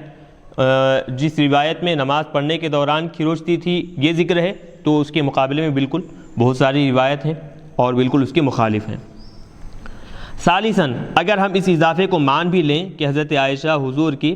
نماز کی حالت میں آپ کے کپڑے سے منی کھروچتی تھی، تو حافظ ابن حجر عسقلانی علیہ رحمہ کا استدلال تب صحیح ہوگا جب یہ بات ثابت ہو کہ نماز سے پہلے آپ نے اس طرف توجہ کی تھی کہ اس کپڑے پر منی لگی ہوئی ہے، اور پھر آپ نے نماز پڑھی۔ یہ اگر بات ثابت ہو جائے تو پھر یہ بات حافظ ابن حجر عسقلانی علیہ رحمہ کے لیے دلیل بن سکتی ہے۔ کیوں؟ کیونکہ اس میں قوی احتمال یہ ہے کہ آپ نے بے توجہی میں منی آلود کپڑے سے نماز پڑھنی شروع کی۔ ممکن ہے، ہو سکتا ہے کہ آقا علیہ الصلوۃ والسلام کی توجہ اس طرف نہیں گئی اور آپ ویسے ہی نماز پڑھنا شروع کیے، حضرت عائشہ دیکھے تو دوران نماز کیا ہے، اس کو کھروچ دیے، یہ احتمال ہے۔ تو اب جو ایک انجانے طور پر بے توجہی میں جو کام ہو گیا ہے، تو اس سے استدلال حافظ ابن حجر عسقلانی علیہ رحمہ کا کرنا درست نہیں ہے۔ حضرت عائشہ صدیقہ رضی اللہ عنہا نے منی لگی دیکھ کر اس کو کھروچنا شروع کیا، بس واضح ہوا کہ منی طاہر نہیں ہے۔ چلیے، بہرحال اب یہاں پر یہ باب نمبر 65 پورا مکمل طور پر ریکارڈ ہو چکا۔ اب یہاں سے باب نمبر 66 کا آغاز ہو رہا ہے۔ باب ابوال الابل والدواب والغنم ومرابضها، اونٹوں، چوپایوں اور بکریوں کے پیشاب کا حکم اور ان کے باڑوں کا حکم۔ اس سے پہلے باب میں منی کا حکم بیان کیا تھا اور وہ نجس ہے، اور اس باب میں ان جانوروں کے پیشاب کا حکم بیان کیا ہے اور وہ بھی نجس ہیں۔ امام بخاری علیہ رحمہ فرماتے ہیں، وصلی ابو موسیٰ رضی اللہ عنہ فی دار البرید والسرقین والبریۃ الی جنبہ فقال ہا ہنا وثم سواء۔ اور حضرت ابو موسیٰ اشعری رضی اللہ عنہ نے دار البرید میں اور گوبر میں نماز پڑھی، اور صحرا ان کے پہلو میں تھا، یعنی ان کے بازو میں بالکل صحرا تھا، جنگل تھا، بس انہوں نے کہا وہاں اور یہاں نماز پڑھنا برابر ہے، یعنی جہاں نماز پڑھ رہے ہیں وہاں پر اور پھر صحرا، دونوں میں نماز پڑھنا برابر ہے۔ اس باب نے، اس امام بخاری علیہ رحمہ نے جو تعلیق ذکر کی ہے وہ ایک مکمل حدیث کا قطعہ ہے، یعنی مکمل بڑی حدیث کا ایک ٹکڑا ہے وہ۔ علامہ عینی نے امام ابن ابی شیبہ کے حوالے سے مکمل حدیث اس طرح ذکر کی ہے۔ امام بخاری کی تعلیق مذکور کی اصل اور اس تعلیق میں مذکور مشکل الفاظ کے معنی، یعنی اس جو تعلیق امام بخاری علیہ رحمہ نے ذکر کی ہے اس کی کیا اصل ہے، اور پھر اس حدیث میں جو مشکل الفاظ ہیں تو اس کے کیا معنی اور اس کا کیا مطلب ہے بتا رہے ہیں۔ وکیع بیان کرتے ہیں، ہمیں اعمش نے حدیث بیان کی از مالک بن حارث از والد خود، انہوں نے بیان کیا ہم حضرت ابو موسیٰ اشعری رضی اللہ عنہ کے ساتھ دار البرید میں تھے تو نماز کا وقت آ گیا، بس حضرت ابو موسیٰ اشعری رضی اللہ عنہ نے ہمیں گوبر اور بھوسے پر نماز پڑھائی۔ ہم نے کہا ہم یہاں نماز نہیں پڑھتے جبکہ صحرا آپ کے پہلو میں ہے، تو انہوں نے کہا صحرا میں اور یہاں نماز پڑھنا برابر ہے۔ مصنف ابن ابی شیبہ میں مذکور الصدر حدیث ہمیں نہیں ملی، البتہ اس کی بجائے یہ حدیث ملی، یعنی جو حدیث ابھی ذکر کی گئی ہے صاحب نعمت الباری کہہ رہے ہیں کہ مصنف ابن ابی شیبہ جو ہے اس میں یہ حدیث نہیں ملی، البتہ اس کی بجائے دوسری حدیث ملی ہے۔ وہ کیا ہے؟ محمد بن عبید از اعمش از مالک بن حارث از والد خود، انہوں نے بیان کیا ہم حضرت ابو موسیٰ اشعری رضی اللہ عنہ کے ساتھ عین التمر کے دار البرید میں تھے، بس انہوں نے اذان اور اقامت کہی، ہم نے ان سے کہا آپ صحرا کی طرف کیسے نکلیں گے؟ انہوں نے کہا یہاں اور وہاں برابر ہے۔ مصنف ابن ابی شیبہ کے ان مطبوعہ نسخوں میں گوبر اور بھوسے کا ذکر نہیں ہے۔ ضرور امام بخاری اور علامہ عینی کے پاس مصنف ابن ابی شیبہ کا کوئی ایسا نسخہ ہوگا جس میں گوبر اور بھوسے کا ذکر ہے۔ اس حدیث میں دار البرید کا ذکر ہے۔ دار البرید اس حویلی کو کہتے ہیں جہاں سلطان کی ڈاک لانے والے ٹھہرتے ہیں، یعنی سلطان کے خط لانے والے جو لوگ ہوتے ہیں وہاں ٹھہرتے ہیں۔ یہاں اس سے مراد وہ حویلی جہاں خلفاء کے خطوط امراء کی طرف لے جانے والے ٹھہرتے تھے، یعنی خلفاء کے جو خط ہیں، جو لیٹر ہیں، جو بڑے بڑے لوگوں کے پاس، امیر امراء کے پاس لے جانے والے جو لوگ تھے وہ وہاں اس مقام پر ٹھہرتے تھے۔ اور حضرت ابو موسیٰ رضی اللہ عنہ، حضرت عمر اور حضرت عثمان رضی اللہ عنہ کے زمانے میں کوفہ کے امیر تھے، اور یہ حویلی صحرا کی ایک طرف میں تھی، اسی وجہ سے صحرا اس کے پہلو میں تھا۔ اس حدیث میں جو سرقین کا لفظ ہے اس کا معنی ہے گوبر۔ چلیے، تعلیق مذکور سے امام بخاری کا مقصود، یعنی یہ جو مختصر حدیث بیان کیے ہیں تو اس سے امام بخاری علیہ رحمہ کا مقصد کیا ہے؟ علامہ ابو الحسن علی بن خلف ابن بطال مالکی لکھتے ہیں، اس تعلیق سے امام بخاری علیہ رحمہ کا مقصد اہل ظاہر یعنی غیر مخلدین کی موافقت میں گوبر کو پاک قرار دینا ہے، کیونکہ حضرت ابو موسیٰ اشعری رضی اللہ عنہ نے گوبر کے اوپر نماز پڑھی، اور جن چوپایوں کا گوشت نہیں کھایا جاتا ان کو اونٹوں کے پیشاب کے اوپر قیاس کیا، کیونکہ اس باب کی حدیث میں نبی کریم صلی اللہ علیہ وسلم نے اونٹنیوں کے پیشاب پینے کا حکم دیا، لہٰذا ان کا پیشاب پاک ہوا، تو امام بخاری علیہ رحمہ نے ان کے اوپر باقی چوپایوں کے گوبر کو بھی قیاس کر لیا اور اس کو بھی پاک قرار دیا۔ اسی وجہ سے امام بخاری نے کہا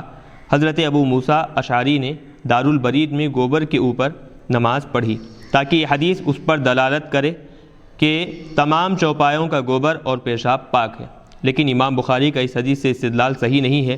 کیونکہ ممکن ہے حضرت ابو موسیٰ اشعری نے گوبر کے اوپر کپڑا بچھا کر نماز پڑھی ہو، یا دار البرید میں کسی صاف جگہ پر نماز پڑھی ہو جہاں گوبر نہ ہو۔ چلیے، حافظ ابن حجر عسقلانی علیہ رحمہ کا کپڑے یا چٹائی پر نماز پڑھنے کو بدعت قرار دینا، مصنف کے نزدیک اس کا سنت ثابتہ ہونا،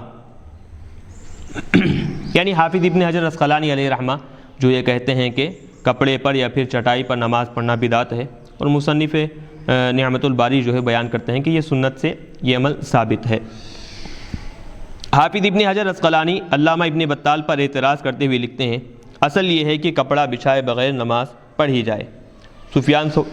ثوری نے اعمش کی سند سے یہ حدیث روایت کی ہے کہ ہمیں ابو موسیٰ اشعری رضی اللہ عنہ نے گوبر کی جگہ میں نماز پڑھائی۔ اس حدیث کا ظاہر یہ ہے کہ انہوں نے گوبر کے اوپر بغیر کسی حائل کے نماز پڑھائی، یعنی ظاہری مفہوم یہ معلوم ہو رہا ہے کہ گوبر کے اوپر بالکل کوئی اور چیز ان کے اور پھر گوبر کے درمیان نہیں تھی، یہ ایسے انداز میں نماز پڑھائی۔ اور سعید بن منصور نے سعید بن مسیب وغیرہ سے روایت کیا ہے کہ چٹائی یا کپڑے پر نماز پڑھنا بدعت ہے، اور اس حدیث کی سند صحیح ہے۔ میں کہتا ہوں، یعنی صاحب نعمت الباری کہتے ہیں کہ حافظ ابن حجر عسقلانی کا یہ کہنا غلط ہے۔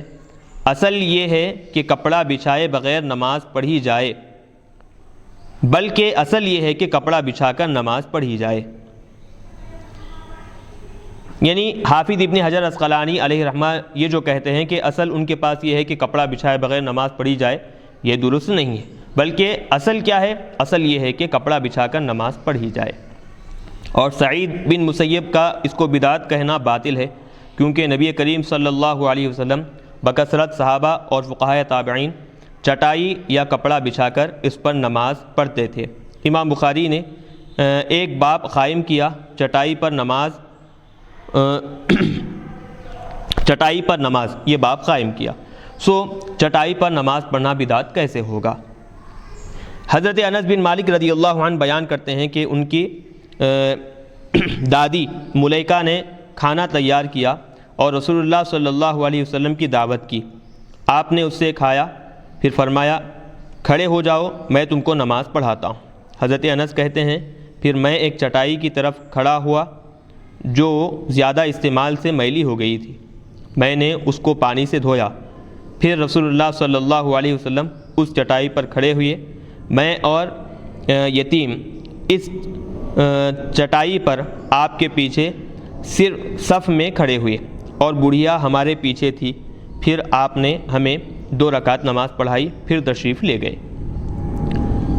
حضرت ابن عباس رضی اللہ عنہما بیان کرتے ہیں کہ نبی کریم صلی اللہ علیہ وسلم کپڑے کے اوپر نماز پڑھتے تھے۔ حضرت میمونہ، حضرت ابو سعید، حضرت ام سلیم، حضرت عائشہ، حضرت انس رضی اللہ عنہم سے بھی مروی ہے کہ رسول اللہ صلی اللہ علیہ وسلم کپڑے یا چٹائی پر نماز پڑھتے تھے، اور صحابہ اکرام میں سے حضرت ابن عمر، حضرت جابر بن عبداللہ اور حضرت ابو ذر اور حضرت زید بن ثابت رضی اللہ عنہ کپڑے یا چٹائی پر نماز پڑھتے تھے۔ حضرت ابن عباس، عمر بن عبدالعزیز، حضرت علی اور حضرت ابو الدرداء اور حضرت ابن مسعود رضی اللہ عنہ ٹاٹ پر نماز پڑھتے تھے۔ حضرت انس اور حضرت ابن عباس سے مروی ہے کہ رسول اللہ صلی اللہ علیہ وسلم نے چادر پر نماز پڑھی۔ حضرت ابو الدرداء نے کہا، اگر میں 6 چادر کپڑا یا چٹائی، اب یہ تنفسا کا لفظ ہے تو اس سے چٹائی یا پھر کپڑا یا چادر مراد، تو اوپر تلے رکھ کر بھی نماز پڑھوں تو پرواہ نہیں ہے۔ حضرت ابن عباس، ابو وائل اور حسن بصری سے تنفسا پر نماز پڑھی۔ ان کے علاوہ اور بہت زیادہ آثار ہیں۔ رسول اللہ صلی اللہ علیہ وسلم، صحابہ اکرام اور فقہاء تابعین گھروں اور مسجدوں میں کپڑا یا چٹائی بچھا کر نماز پڑھتے تھے، تو کون مانے گا کہ حضرت ابو موسیٰ ایسے عظیم صحابی دارالبرید میں گوبر کے اوپر کوئی کپڑا یا چٹائی بچھائے بغیر نماز پڑھیں گے؟ اور ان احادیث اور آثار کے ہوتے ہوئے حافظ ابن حجر کی اس نقل کو کون تسلیم کرے گا کہ کپڑے یا چٹائی پر نماز پڑھنا بدعت ہے؟ جانوروں کے پیشاب اور گوبر کی طہارت اور نجاست میں مذاہب فقہا۔ علامہ ابو الحسن ابن بطال مالکی لکھتے ہیں، جن جانوروں کا گوشت کھایا جاتا ہے ان کے پیشاب کی طہارت میں علماء کا اختلاف ہے۔ عطا، نخعی، زہری، ابن سیرین، حکم اور شعبی کا مذہب یہ ہے کہ ان کا پیشاب طاہر ہے، یعنی پاک ہے۔ امام مالک، امام ظفر، حسن بن صالح، امام احمد اور اسحاق کا یہی مذہب ہے، اور امام ابو حنیفہ اور امام ابو یوسف، امام شافعی اور ابو ثور کا یہ مذہب ہے کہ تمام قسم کے پیشاب نجس ہیں۔ امام مالک اور امام احمد وغیرہ کی دلیل یہ ہے کہ حضرت انس کی حدیث میں ہے، نبی کریم صلی اللہ علیہ وسلم عرینیین کے لیے اونٹنیوں کے پیشاب اور ان کے دودھ کو پینا جائز قرار دیا تھا۔ اگر اونٹوں کا پیشاب نجس ہوتا تو آپ انہیں اس کے پینے کی اجازت نہ دیتے۔ امام ابو حنیفہ اور امام شافعی علیہ رحمہ اس کے جواب میں کہتے ہیں کہ آپ نے اونٹوں کے پیشاب پینے کی عام اجازت نہیں دی تھی، بلکہ صرف عرینیین کو ان کے خاص مرض کی وجہ سے اجازت دی تھی، اور آپ کو وحی کے ذریعے معلوم تھا کہ ان کا علاج اسی طرح ہو سکتا ہے۔ اہل ظاہر غیر مقلدین کا یہ مذہب ہے کہ انسان کے علاوہ ہر حیوان کا پیشاب پاک ہے، اور تمام فقہاء نے اس کی مخالفت کی۔ امام ابو حنیفہ، امام ابو یوسف، امام محمد اور امام شافعی علیہ رحمہ کا مذہب یہ ہے کہ تمام گوبر نجس ہیں۔ امام مالک اور امام ظفر کا مذہب یہ ہے کہ جن جانوروں کا گوشت کھایا جاتا ہے ان کا گوبر ان کے پیشاب کی طرح پاک ہے۔ امام بخاری نے جو تعلیق ذکر کی ہے کہ حضرت ابو موسیٰ اشعری رضی اللہ عنہ نے گوبر کے اوپر نماز پڑھی، اس سے ان کا مقصود اہل ظاہر کی موافقت کرنا ہے کہ ہر جانور کا گوبر پاک ہے۔ چلیے آخر بات بیان کر رہے ہیں، گوبر پر نماز پڑھنے کی ممانعت میں رسول پاک صلی اللہ علیہ وسلم کا ارشاد۔ گوبر پر نماز پڑھنے کی ممانعت میں یہ حدیث صریح ہے، صراحت کے ساتھ یہ حدیث دلالت کرتی ہے۔ حضرت عمر بن خطاب رضی اللہ عنہ بیان کرتے ہیں کہ رسول اللہ صلی اللہ علیہ وسلم نے فرمایا، 7 جگہوں پر نماز پڑھنا جائز نہیں۔ پہلے بیت اللہ کی چھت پر، دوسری مقبرہ میں یعنی قبرستان یا پھر قبرگاہ پر، تیسرے گوبر اور لید پر، چوتھی مذبح پر یعنی جہاں جانور ذبح کیے جاتے ہیں وہاں پر، پانچویں حمام میں، چھٹویں اونٹوں کے باڑوں میں، ساتویں شارع عام میں یعنی جو عام سڑک ہے جہاں پر لوگ آتے جاتے رہتے ہیں تو وہاں پر بھی نماز پڑھنے کی ممانعت ہے۔ عام فقہاء نے یہ کہا ہے کہ اگر کسی شخص نے نجس جگہ پر کپڑا بچھا کر نماز پڑھی تو اس کی نماز صحیح ہے۔ اور حضرت ابو موسیٰ اشعری رضی اللہ عنہ کا گوبر پر نماز پڑھنا اسی پر محمول ہے، اور اگر بالفرض انہوں نے گوبر پر ہی نماز پڑھی تو یہ صرف ان کا فعل ہے اور کسی کے نزدیک جائز نہیں ہے۔ تو اب الحمدللہ اسی پر محمول ہے۔ محمول ہے یعنی پہلے جو بات بتائے کہ نیچے اگر نجاست لگی ہوئی ہے، اوپر کوئی دوسرا کپڑا ڈال کر نماز پڑھے ہیں، تو یہ بات بھی ویسی ہے کہ حدیث میں چونکہ ہے گوبر پر نماز پڑھے ہیں تو بات اسی طرف پلٹائی جائے گی کہ بالکل گوبر نہیں تھا بلکہ گوبر پر کوئی اور کپڑا، چٹائی یا پھر چادر ڈال کر آپ نماز ادا کیے ہیں۔ اگر یہ بات نہ بھی مانے، بغیر چٹائی کے یا پھر بغیر کپڑے کے آپ نماز پڑھے ہیں، تو اس سے یہ بات سمجھ میں آتی ہے کہ یہ صرف آپ کا عمل تھا، اور پھر دوسری طرف کئی صحابہ چٹائی پر نماز پڑھنے کے قائل ہیں، تو صرف آپ کے عمل کو دیکھتے ہوئے یہ آپ کے نزدیک جائز ہوگا، دوسروں کے پاس کسی ایک کے پاس بھی یہ جائز نہیں سمجھا جائے گا۔ تو اب الحمدللہ ہم یہاں پر حدیث نمبر 232 مکمل طور پر ریکارڈ کر چکے ہیں۔ اب یہاں سے حدیث نمبر 233 کا آغاز ہو رہا ہے، انشاءاللہ ہم اس کو آئندہ درس میں ریکارڈ کریں گے۔ آخر میں اللہ تبارک و تعالیٰ سے دعا ہے کہنے سننے سے زیادہ عمل کرنے کی توفیق عطا فرمائے، اور جو ہم یہاں پر پڑھے ہیں، سنے ہیں اور دیگر حضرات تک پہنچائے ہیں، اللہ تبارک و تعالیٰ ہم سب کو اس پر عمل کرنے کی توفیق عطا فرمائے، اور جو حضرات اس میں تعاون کیے ہیں اللہ تبارک و تعالیٰ ہر اعتبار سے ان کے ساتھ بھلائی کا معاملہ فرمائے۔ وصلی اللہ تعالیٰ وسلم علی خیر خلق محمد وآلہ واصحابہ اجمعین والحمد للہ رب العالمین۔